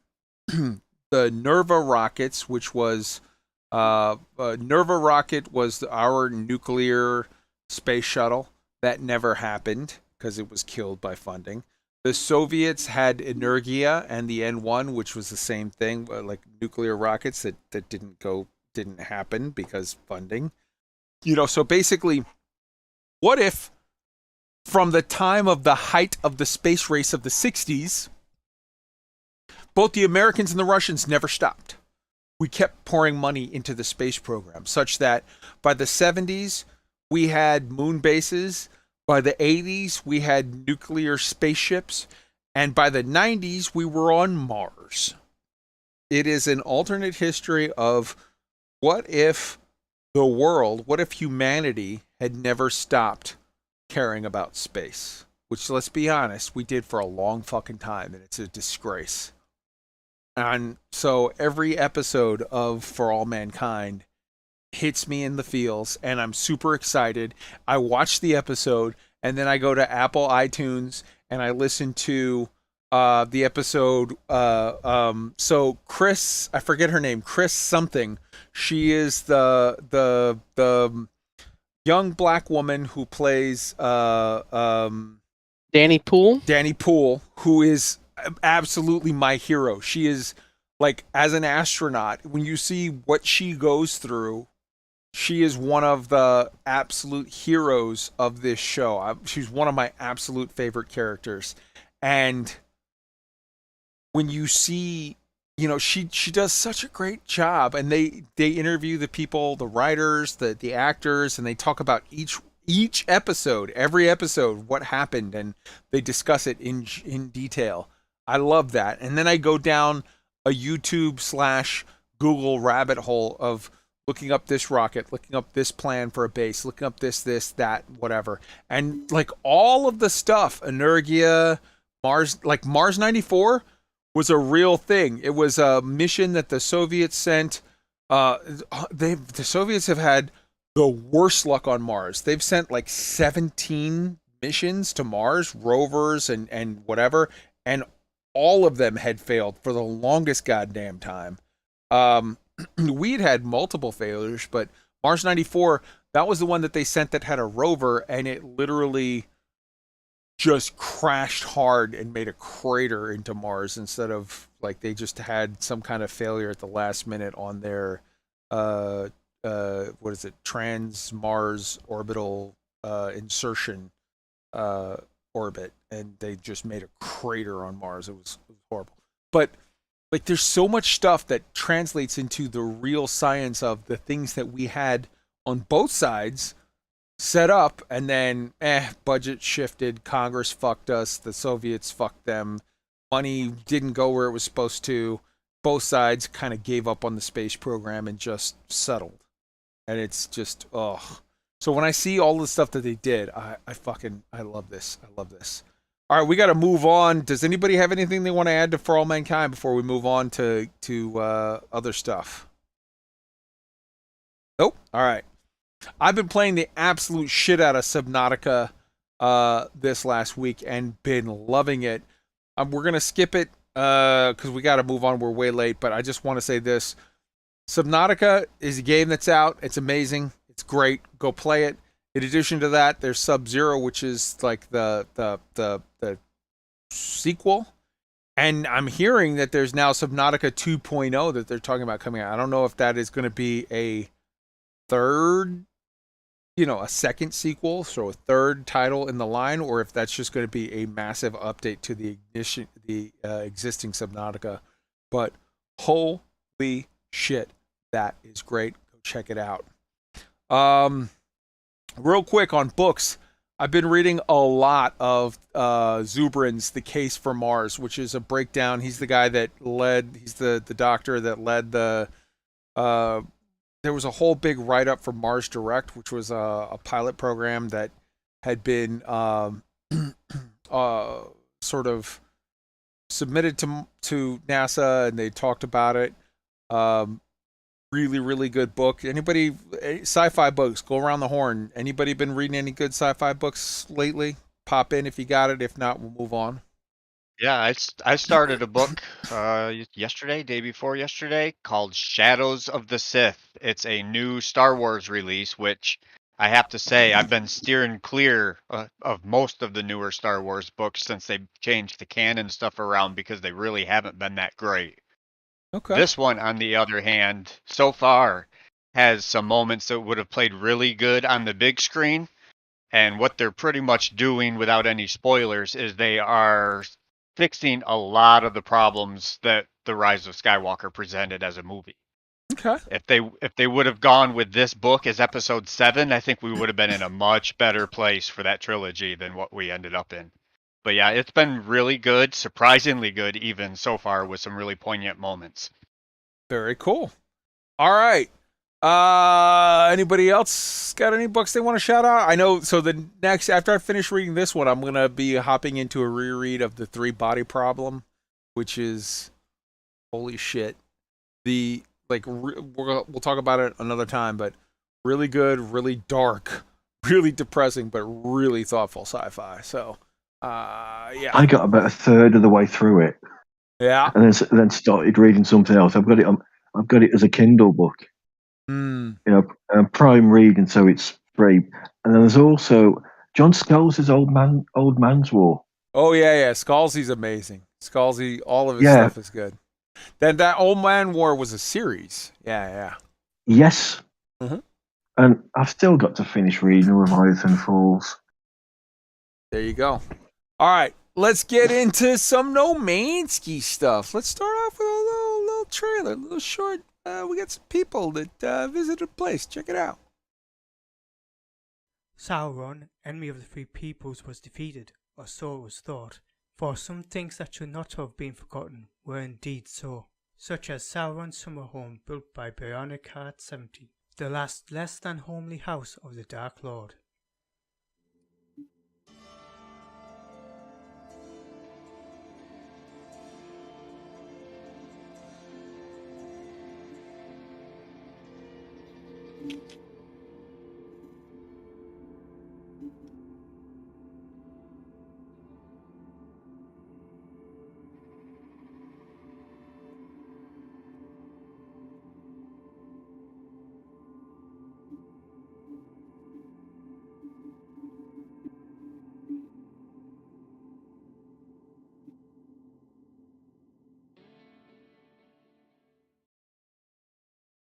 Good stuff. So that was Sauron's Summer House. So that's a place that SHADOWWYVERN and I believe Wintermute visited and took some pictures. I just love visiting random bases and whatnot in Nomansky. It's always fun. So we'll have the link in the chat for you. Let me just post it real quick right here. Copy. Here we go. Let's talk about. So I cleared the decks on No Man's Sky. We're not talking about anything on No Man's Sky this week other than the expedition. So the expedition ended last week on July 5th. It ended on what, Monday? No, Tuesday? Whatever. I sort of saved it till the very end and then did it at the last minute. I had a good time through most of it. There were one or two things that were annoying, as there are on any expedition. But, number one, I really liked the aspect of this expedition. I don't want them to do it every time where they did this, like, hey, you die and your shit gets wiped out. But it made this one special. It made this one extra, like, butt pucker moments on any of the things where you're like, yikes. And I will say this. I've never really, in No Man's Sky, dealt with the whole eating thing. You know, I didn't even know. I haven't done the cooking and the eating stuff other than some stuff I cooked and then turned into that guy on the anomaly. But I never really fucked with cooking and eating the stuff. I didn't know that gave you health back. So early on in that expedition, I lost some health from just being careless and jumping around too fast and whatever. And I ended up doing 90% of that expedition with 1 hit point left. Like, you know how you have the little pluses and you have like, what, 8 or 9? And I had just 1. But I had some shield left, so I could take a little bit of fall damage and just to keep recharging my shield. But man, I did almost the entire expedition on 1 hit point, and that makes you super careful and super butt puckery on anything that's scary. And again, I wouldn't want them to do it every time, but as a one-time thing, it was really neat and different, and it was an interesting mechanic that made me really apprehensive and thoughtful, especially on like the. Let me tell you something. I did the one where, you know, you raid the derelict freighter. I did it alone, and I got a freighter that had like the little fucking the little walking around eyeball alien things that spit out acid at you. That had me the entire time.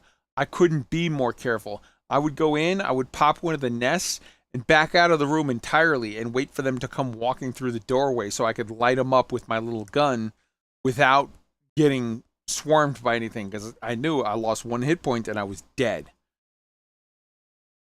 Again, 10% of this was annoying as shit, as is every expedition, but 90% of this was super fun, super cool, and I did, for the most part, the expedition in 1 day. It wasn't overly whatever. It was a really good time. I know that both Wintermute and SHADOWWYVERN did this one, so how about SHADOWWYVERN? You want to hop in first with your thoughts, and then Wintermute can hop in? I really liked it. I liked the concept of it. You start on this like barren world, and then you open up the expedition tasks, and like the third one along is just die. You know you're going to anyway. I was like, what the fuck? And then you die, and you get introduced to the time loop. And as you go through it, it begins taking you to like your own grave, and you begin to learn the backstory about how you've been trying to hunt and kill this whale, and every time you failed. And I like that kind of narrative. And of course, when you get to the end, you have to make a choice, and to break the time loop, you have to say to the whale, "I'm sorry for trying to kill you," and that then breaks the time loop. And it was really, I like the challenge because when you originally started off, you had really basic equipment. So if you jumped too high, you die basically because from fall damage, because it was on permadeath levels. And like you said, as long as you don't do it every time, it was a really unique experience being constantly terrified because one wrong move and everything you've done could be reset and be back at the start of the time loop trying to do it again. And it certainly made you, every time you logged in, it was like, oh my god, I have to be so careful. It was on your seat kind of stuff all the time. Certainly for us, those of us who played it on the first week when there was no bases to help you, no guide, you didn't know what the fuck was going on. All of phase 5 or milestones were all blanked out with question marks, so you didn't know what was coming up ahead. So it was really, really tense stuff a lot of the time, and I thoroughly enjoyed it. And the rewards were good as well. Did you have Go ahead. Go ahead, Craig. No, please.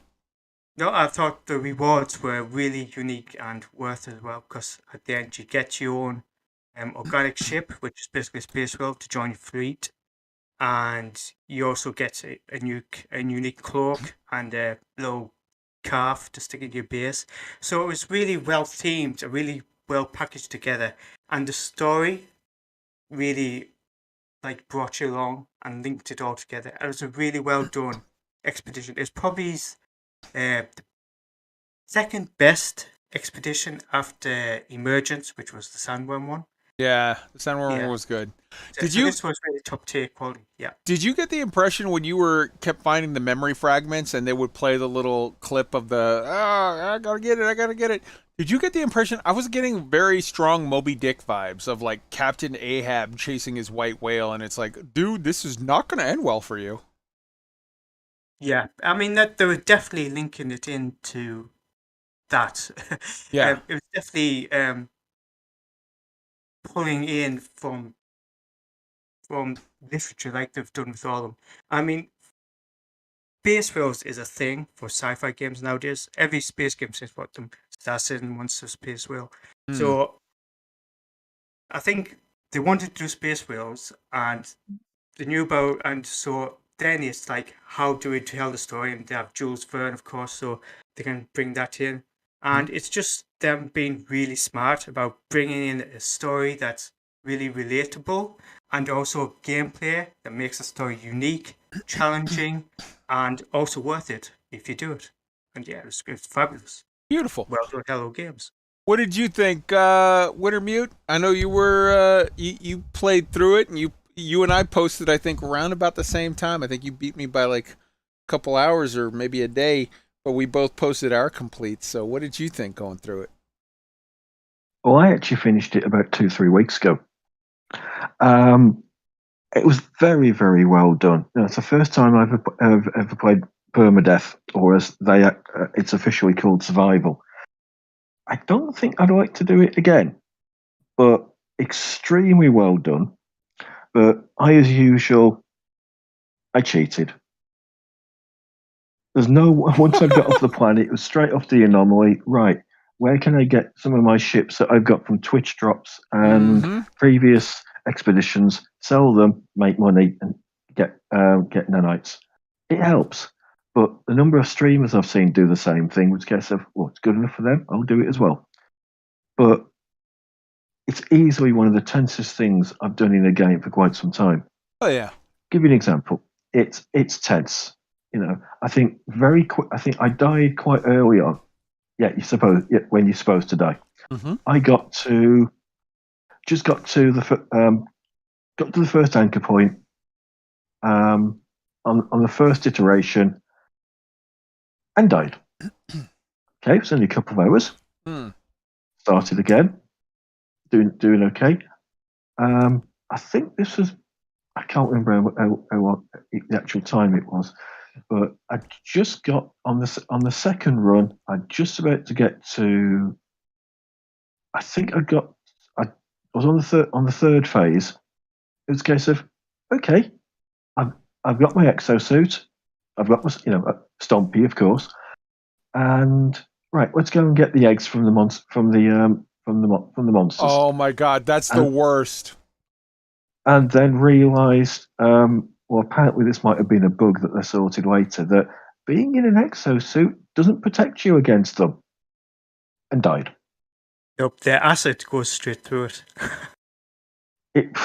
I hate that. You tell me. I hate that. I hate that. I hate that.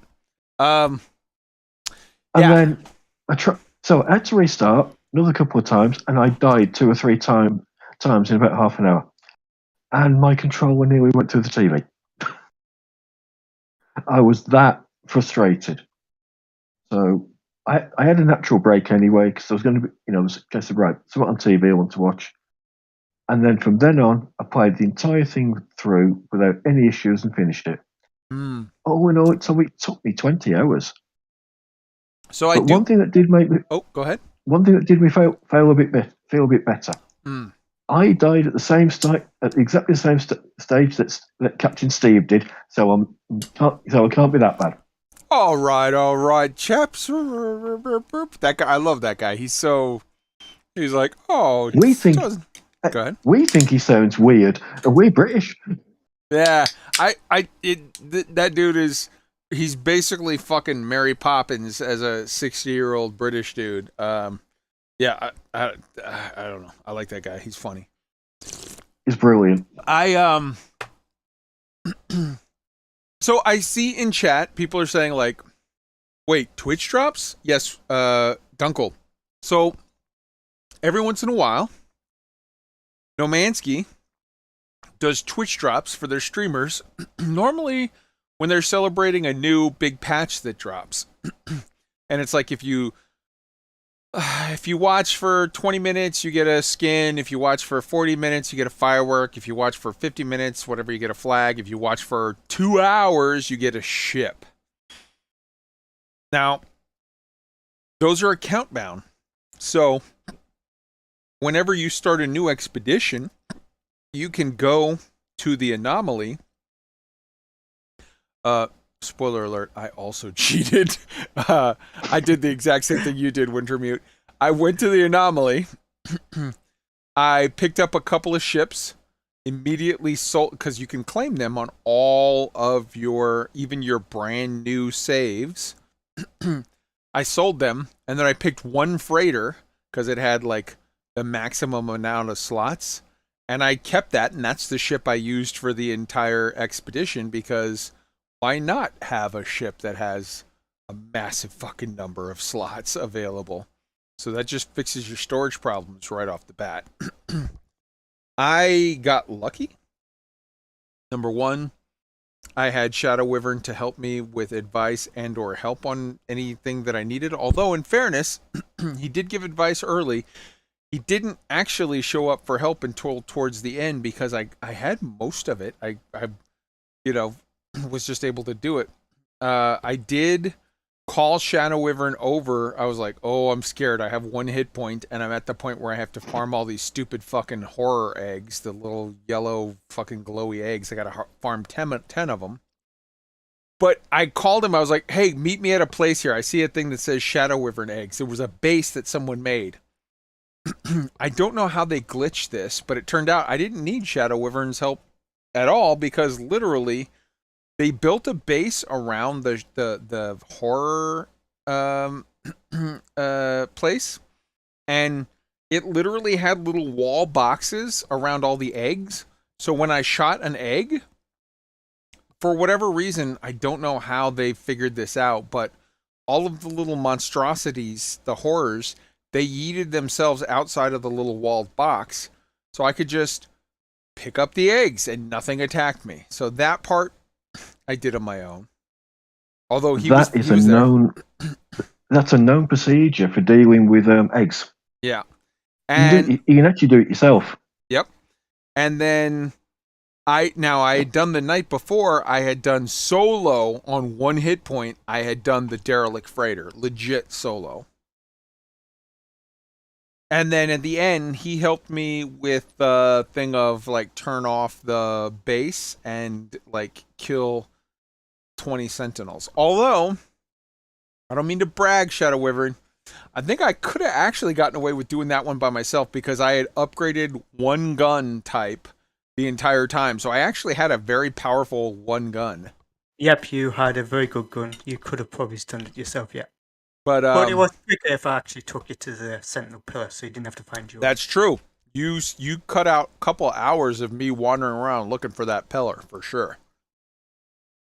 But I went to a base from one of the space stations because I actually tried doing phase 4, and then the anchor point at phase 4. I very quickly realised you can't get to the anchor point unless you shut down the sentinels first. I've seen people who've done it the other way. In fact, that's how Drew did it on his stream. But the way I did it, found the sentinel pillar, shut it down, then that makes most phase 4 easy. Yeah. Nice. Well, I thought that this was a very fun expedition. I've seen stuff. Wasn't there something, guys, on Twitter or something like, hey, there's a new expedition coming really soon. It's like, Jesus Christ, these guys are fucking killing it. As soon as you finish one, there's another one ready soon. Not seen anything yet, but I think we're expecting one either next week or the week after. Jesus. Because I was watching a video a couple of hours ago. I'll put it in the Discord to remember where it is. Speculating what the big summer update's going to be.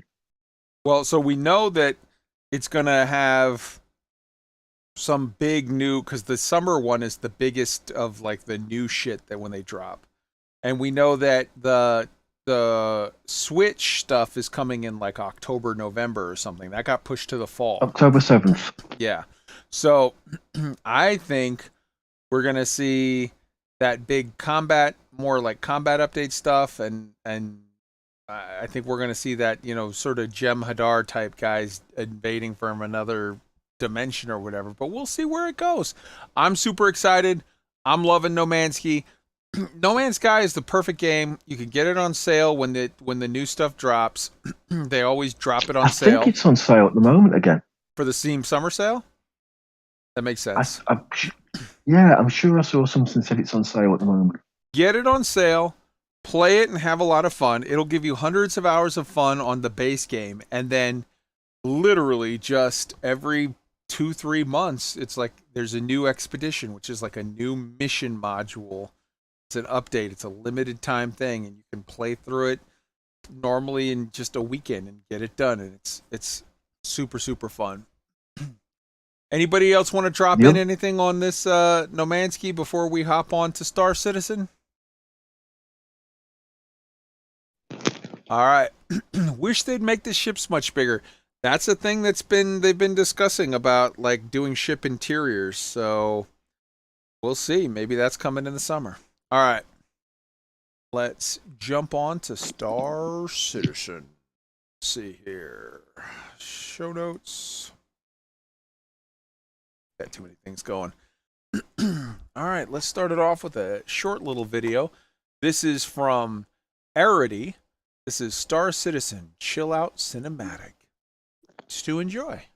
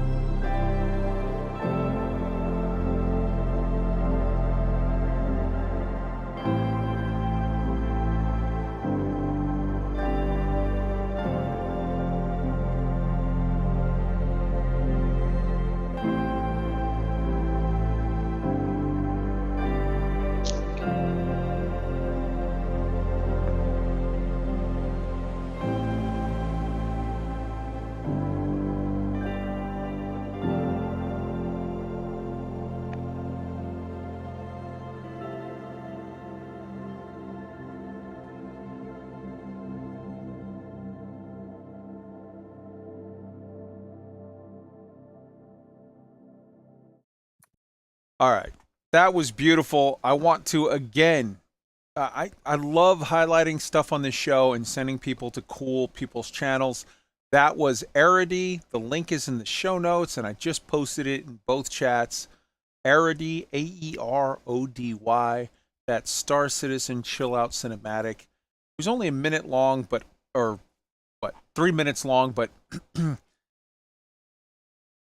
that video to me, it was right up there with the cinematic composure and shot framing and musical pairing of something like, you know, Interstellar or whatever, where it's like these really good movie trailers where they just play a mood piece and you're seeing incredible views and some soft music playing or whatever.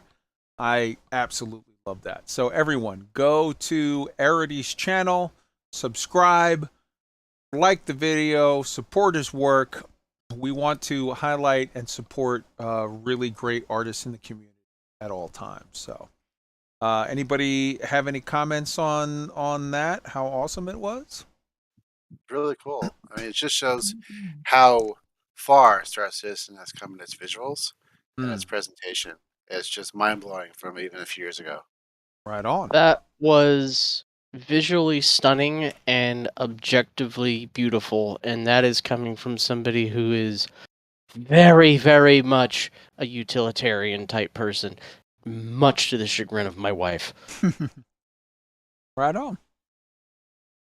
All right. So next up on the agenda, we've got Star Citizen Live. They just dropped Practical Interactable, 1 hour and 4 minutes long. The link is in the show notes.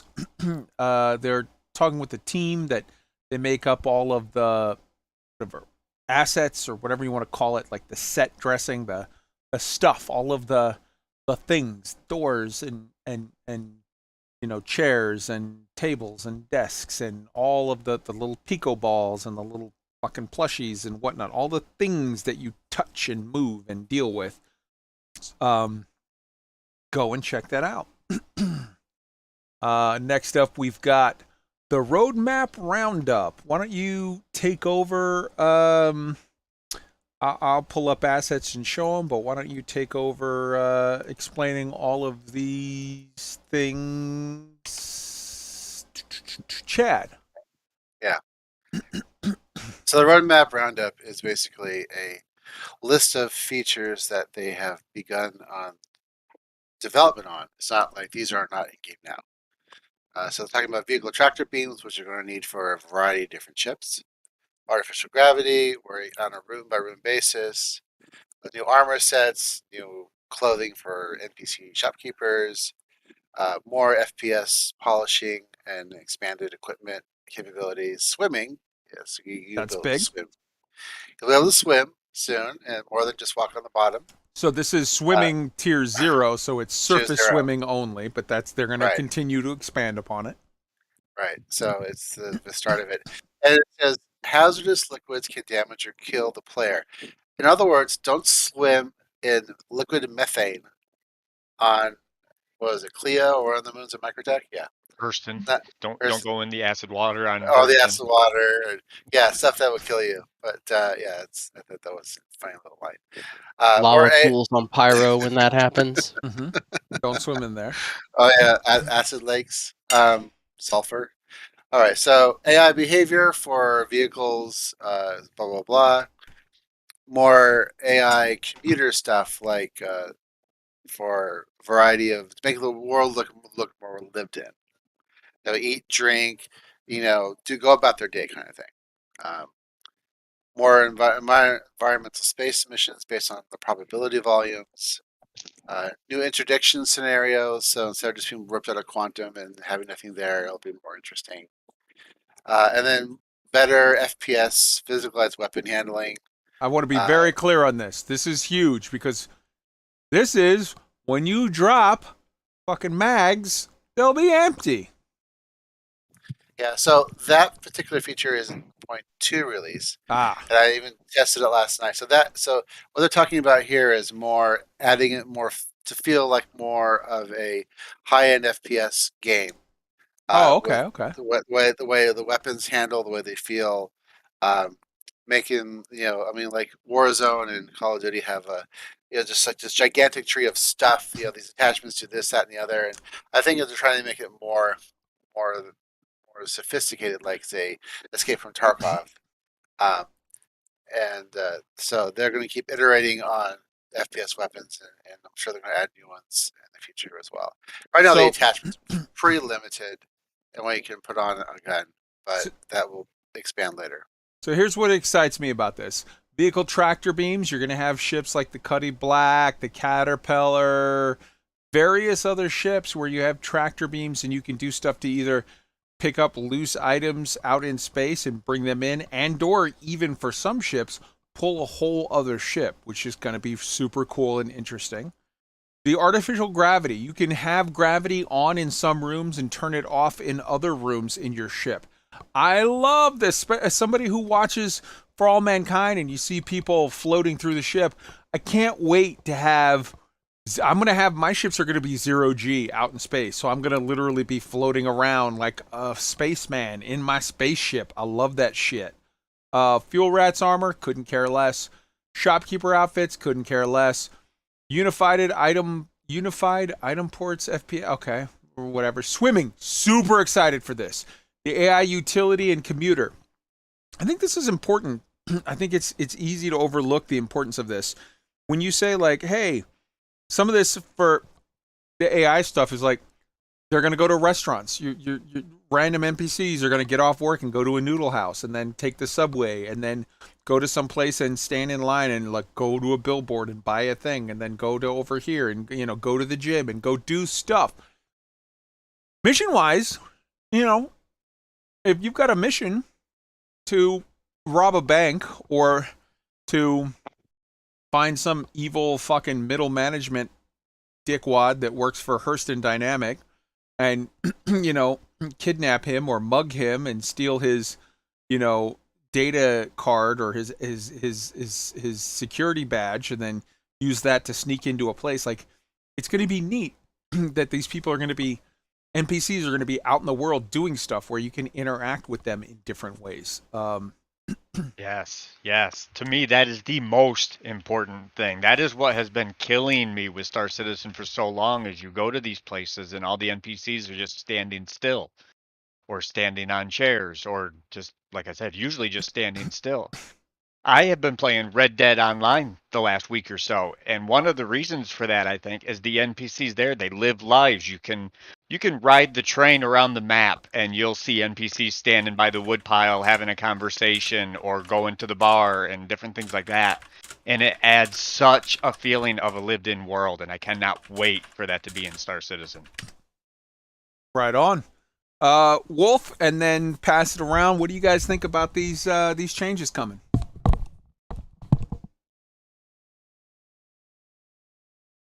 Take a drink. Okay. Not Wolf. How about... There you go. I Drink, hate everybody. that. Yep, everybody drink. I really like the inclusion of life into the NPCs. It's kind of one of the things that, I don't spend a whole lot of times in the stations and whatnot, just because I'm still learning how to fly and shit like that. But when I go to these huge installations where there should be lots of people doing things, like, show me them doing something. Make it seem more real, because the rest of it seems really real, and it's awesome.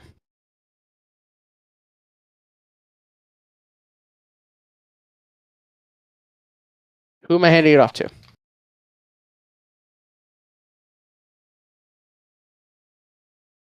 Chad? I may have said my part. I don't know. Anyone else have any comments on this before we go to the next thing? Nope, I think you go right Nope. to the next thing then. Yep. All right. Well, I think Kai's muted. Take a drink.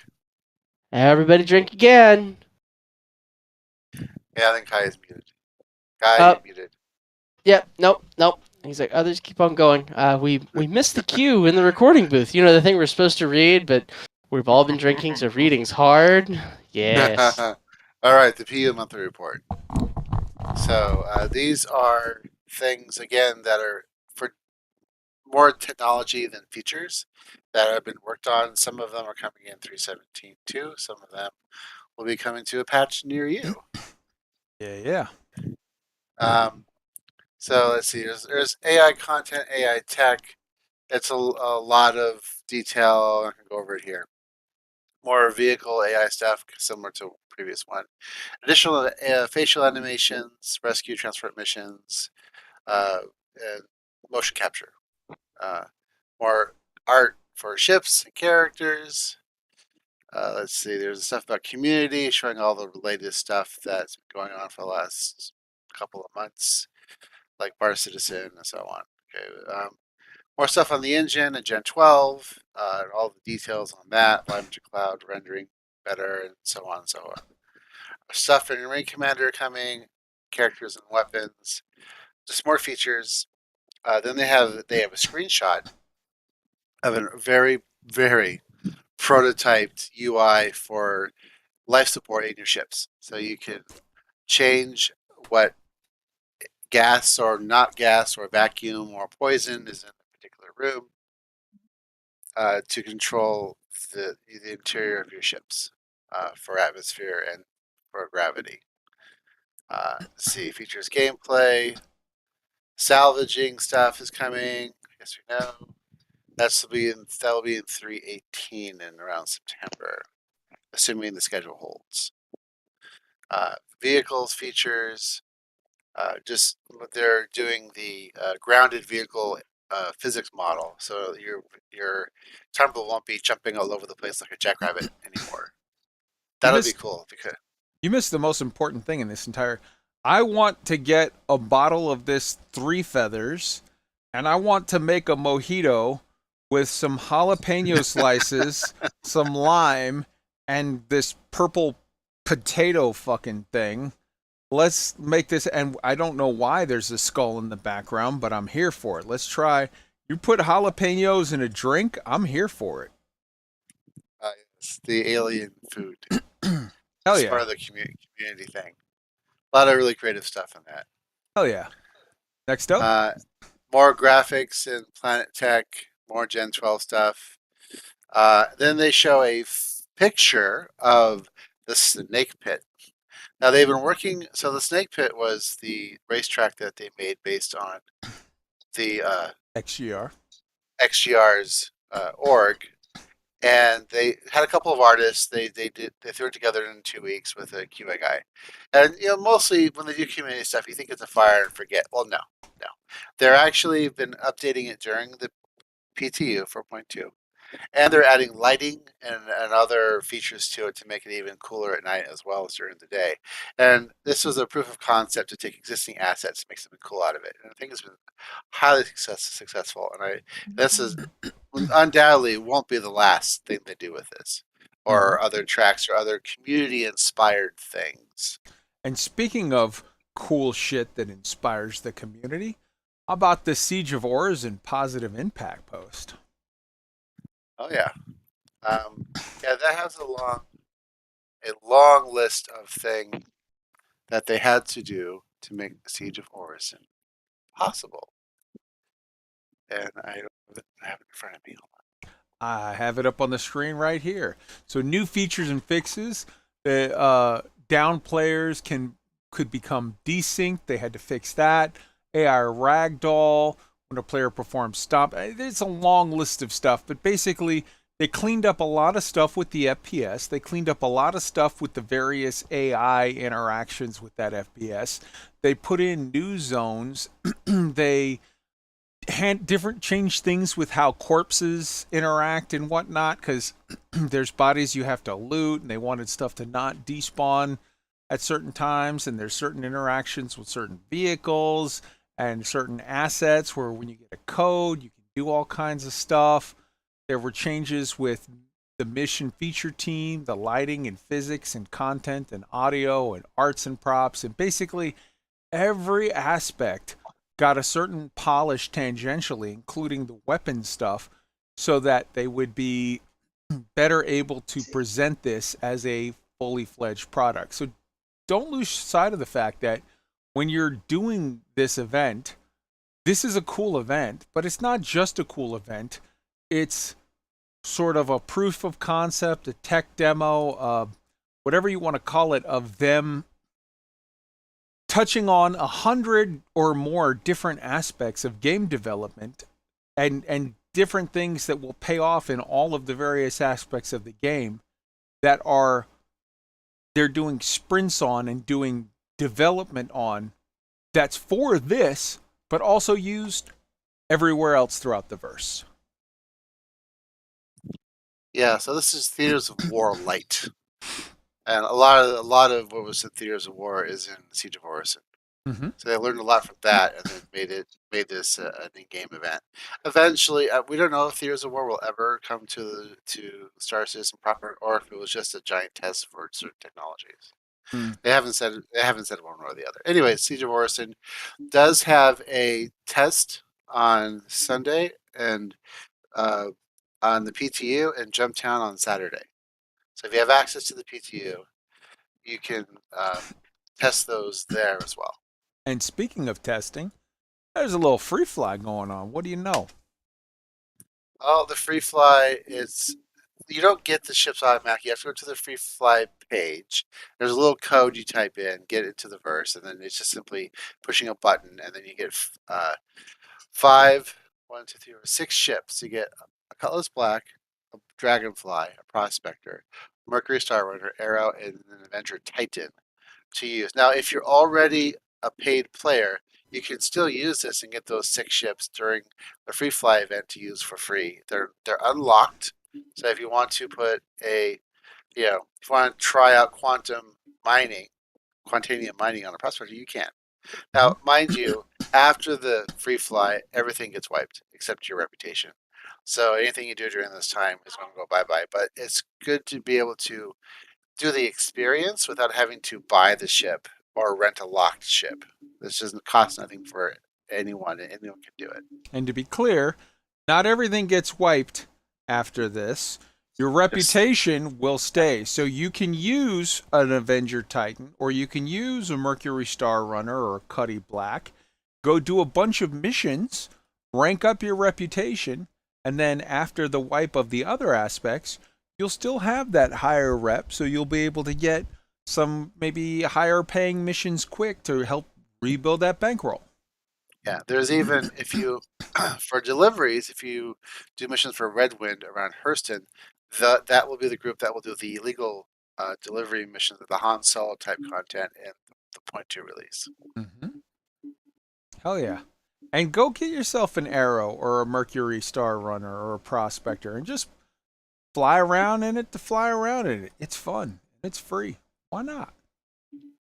Does anybody have anything they want to hop in on these patch notes or the free fly ships or any of that stuff before we Nope. All right.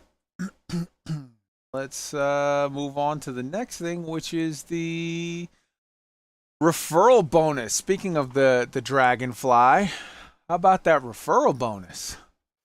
Yeah, you get you get a free, you get a Dragonfly if you give someone your code and they sign up, they pay for the game. Essentially, they did this before. Mm-hmm. Last year, and then, yep. I think this will probably be a thing they do every summer at this point for a while. Probably. So also, anyone can sign up with your code at any time, and you get referral bonuses up until a Javelin. But that's like that 2,000 or whatever. It's a crazy number. To like 2042 to get that. Mostly people who get that are streamers who put their code and everything. I can tell you this. See that right on screen right now? If you don't play Star Citizen, you can join right now. You can use my referral code or somebody else's, whatever. You will get one of these. This is a speeder bike from the Return of the Jedi. This is a speeder bike. Guns on it. Yes, it's not. It's cool as shit. They fly around on a free speeder bike. They revamped the physics for the hover bikes recently, so they're really fun to drive. Oh yeah. And I guess we should probably talk about a little bit of money. What do you think, Chad? A little bit of money? Maybe $60 million worth? The money. So, as of this afternoon, CIG passed the $60 million mark officially. Whoa. To be clear, they passed the $60 million mark for this year. They made way more than $60 million total. Yeah. But this year alone, they're over $60 million in earnings. Wow. Yes. So they're going to blow past 100 mil, no problem this year, and which destroys last year's total, which is in the 80s. And it's just amazing the game keeps growing in spite of the people who want to destroy it for whatever reason. Mm-hmm. And I think here's the thing: when you hear like, "Oh, that game's a scam," really? Look at how much it's making year after year. When you're making more money every year in a row, either A, there's a whole lot of stupid people out there, or B, it's actually not a scam for the people that look into it and go, "Oh, wow, that's cool." All right, and that takes us to our news that's hot off the presses just before we went live. Hit them with it, Chad. So the update for hold on. It is 317.2 J Uptown. I think that's absolutely hysterical. Hell yeah. Because it's the Jumptown release. So cute. So it is still Wave 1, which means it's limited to concierge and subscribers.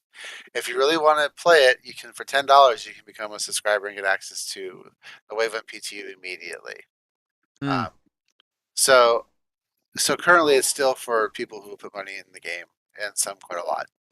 So there's a Jumptown playtest on Saturday for 12 hours starting at 1500 UTC, and then a Caesar Orison playtest for 6 hours starting on Sunday at 1700 UTC. So those should definitely be interesting. There's a whole bunch of bug fixes. There are a bunch of known issues. It'll be a couple of weeks before this is released, so I'm not worried about the known issues. They've made incredible strides in the actor system downstream networking so that when you're with a friend, they don't look like they're tap dancing or like teleporting all over the place or hopping, or it looks super natural. I played a mission with a friend last night, went extraordinarily well.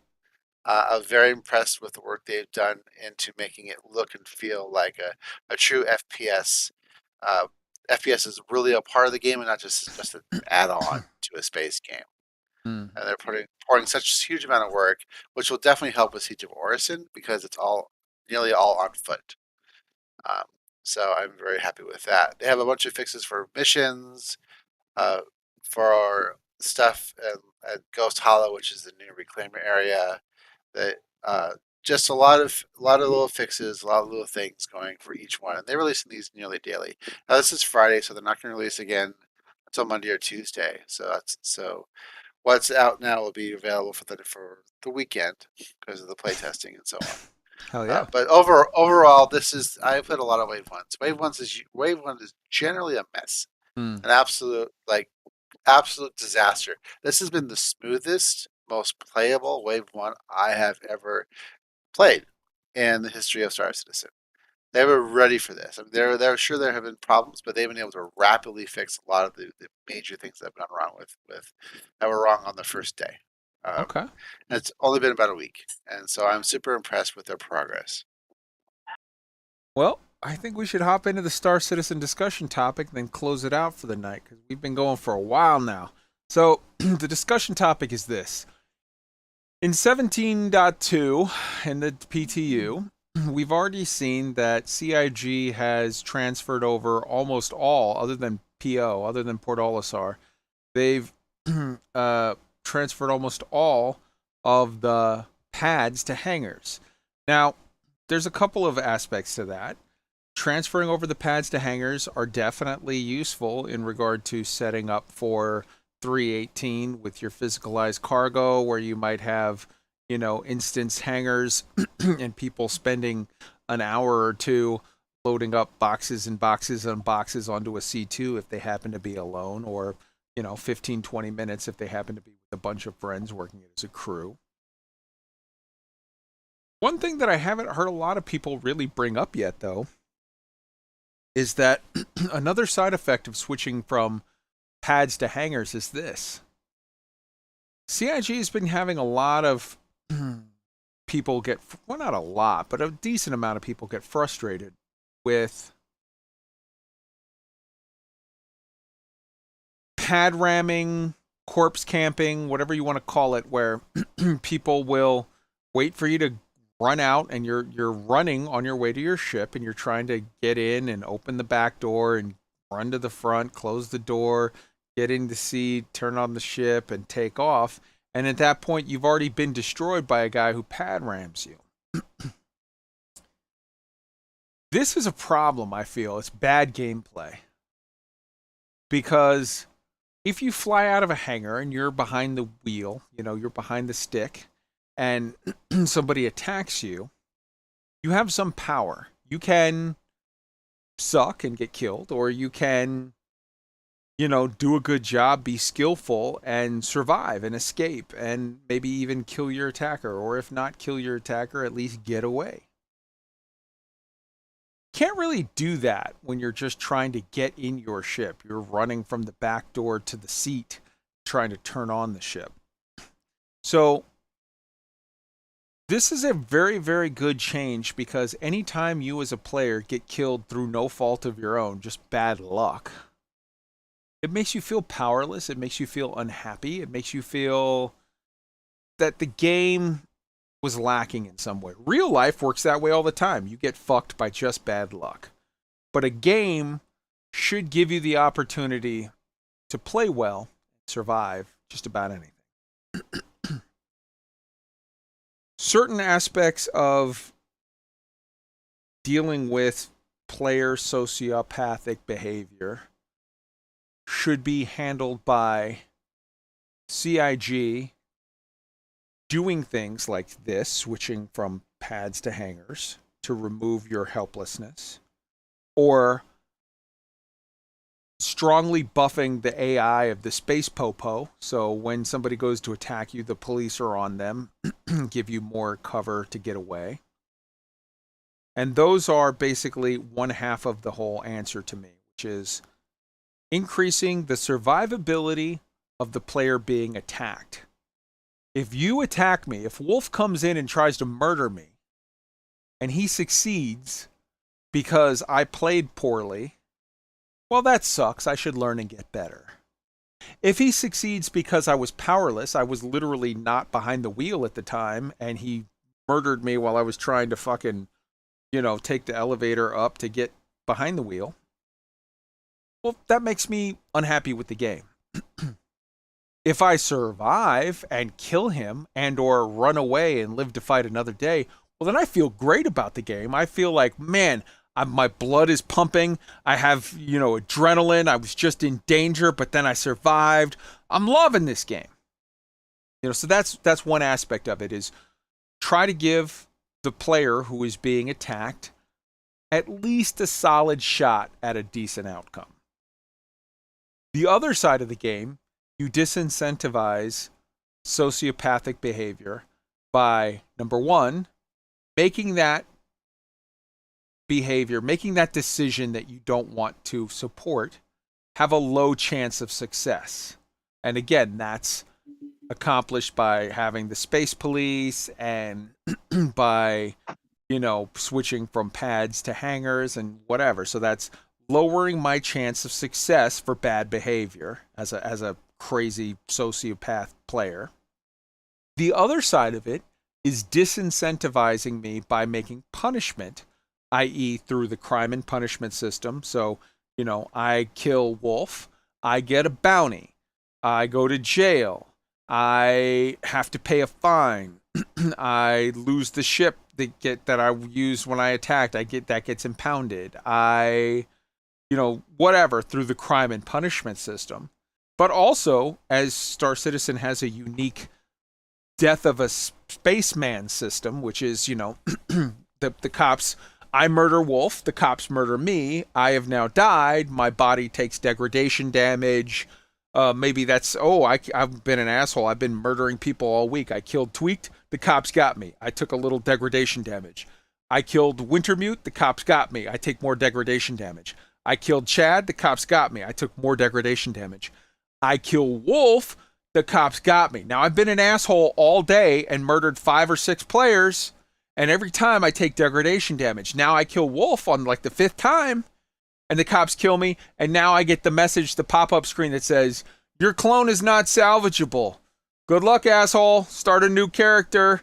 So now I'm the son of, or the nephew of, or the daughter of the previous character, and I lose, 10% of my reputation and, maybe 5% of my money. I keep all my ships. I lose a small percentage of my money and a larger percentage of my reputation.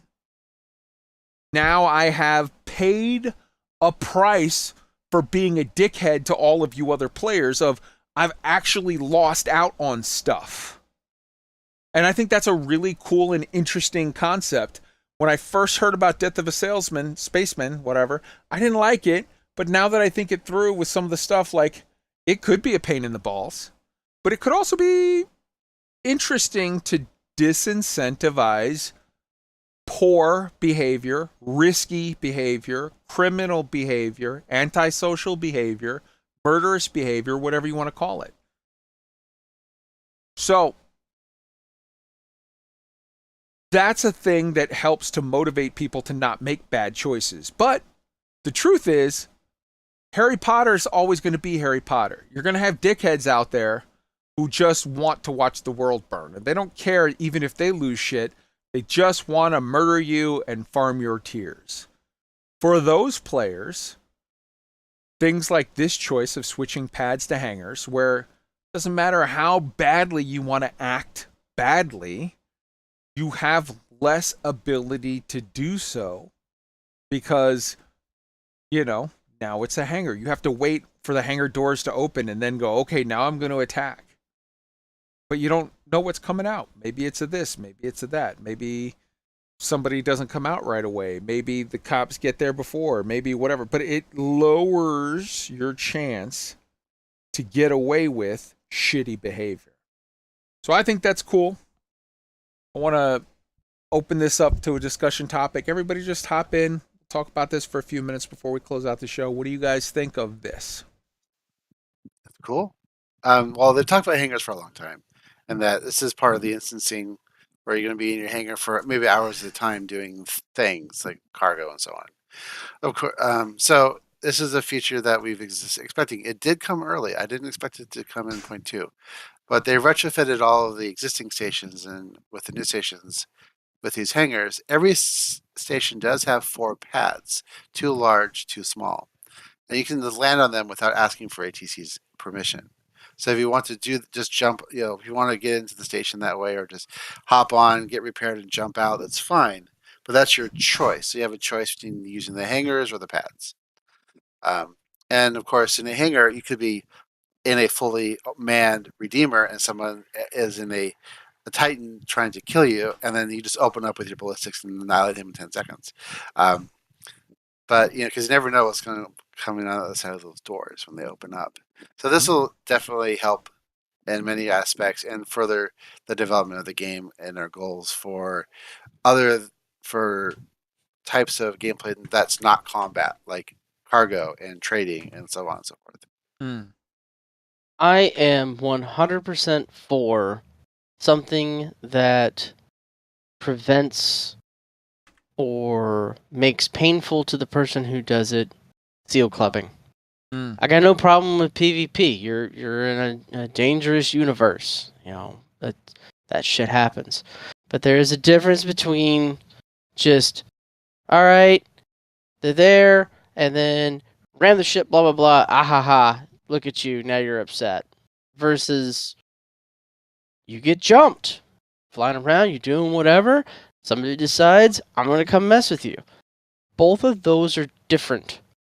I know that there's the illegal gameplay and the bounty hunting in game and whatnot, where like basically you're looking for somebody who's been a dickhead and you're going to jump them and blah, blah, blah. So I think that part should go both ways. But for the purpose of just smacking somebody's ship that's sitting there on a pad, fuck you. Like that just, it hasn't happened to me yet. There's a guy who tried to ram me as I was taking off from a place, and I was able to see it and very quickly thrust out of the way, and he missed me, ran into the side of the station and blew up. Gave me a little bit of satisfaction, but I was hyper vigilant for some reason in this one direction that I thought I had seen something. And yeah, I don't want to do that every time I take off in my ship. That's not relaxing, peaceful, enjoyable.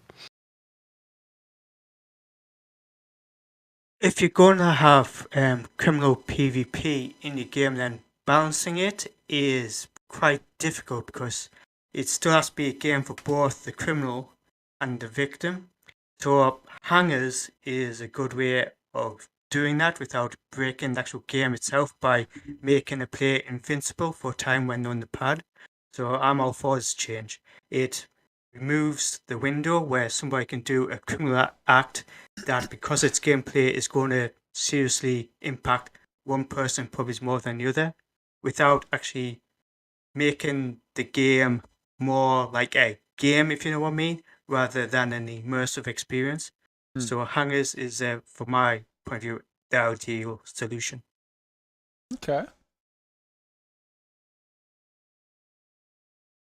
Anybody else want to chime in? We're closing out the discussion topic, so hop in now. I pretty much agree with what everybody said. It prevents somebody ramming your ship when you're not in it. It prevents somebody just being able to do it like Wolf was saying, when you're first getting in and trying to figure out how to learn. At least in a hangar, you can figure out all your ship controls. You can say, okay, I got this, and then you can plot your escape, kind of. But yeah, it's just another case of CIG being fully aware of the community needs, and of what their game is trying to be. Okay. Good deal. All right. Well, we put on a good show, and I'm exhausted. I haven't slept in 2 days, so I think we're going to go ahead and call it here. Let's go around the horn and get everybody a chance to say goodnight to the beautiful people and add in anything that you want to discuss for a minute or two if I've missed anything or left anything out. Chad. Good night, beautiful people. If you haven't tried Star Citizen, try it now for free. But be mindful after the event, all your stuff will be gone except for reputation. But what you gained is knowledge, and the rep can be used to earn back any money you've lost pretty quickly. Hell yeah. Wolf. I just want to thank everyone for joining us this fine Friday evening and remind everyone to have fun playing video games and be excellent to each other. Right on. SHADOWWYVERN. Good night, beautiful people. Bye-bye-bye. Tweaked. Yeah, like Wolf, I'd want to say thank you to everybody for hanging out with us for a few hours tonight. There's plenty of great games out there to be playing. It's a good time to be a video game fan. Hell yeah. Wintermute. Just one thing I want to say before we go. Throwing Yes. back to Strange New Worlds. Go for The it. reason the show really works is it's character driven. That's an excellent point. It is. The characters are fantastic. They are. These are some of the best. Honestly, I say put Cisco, Picard, Kirk, and Pike up against each other, and you can't pick a bad captain. It's oof. They're all fantastic. All right. For me, I'm gonna say watch the doors and corners, kids. That's where they get you. Have a good night, everybody. Night all. Where is it? There it is.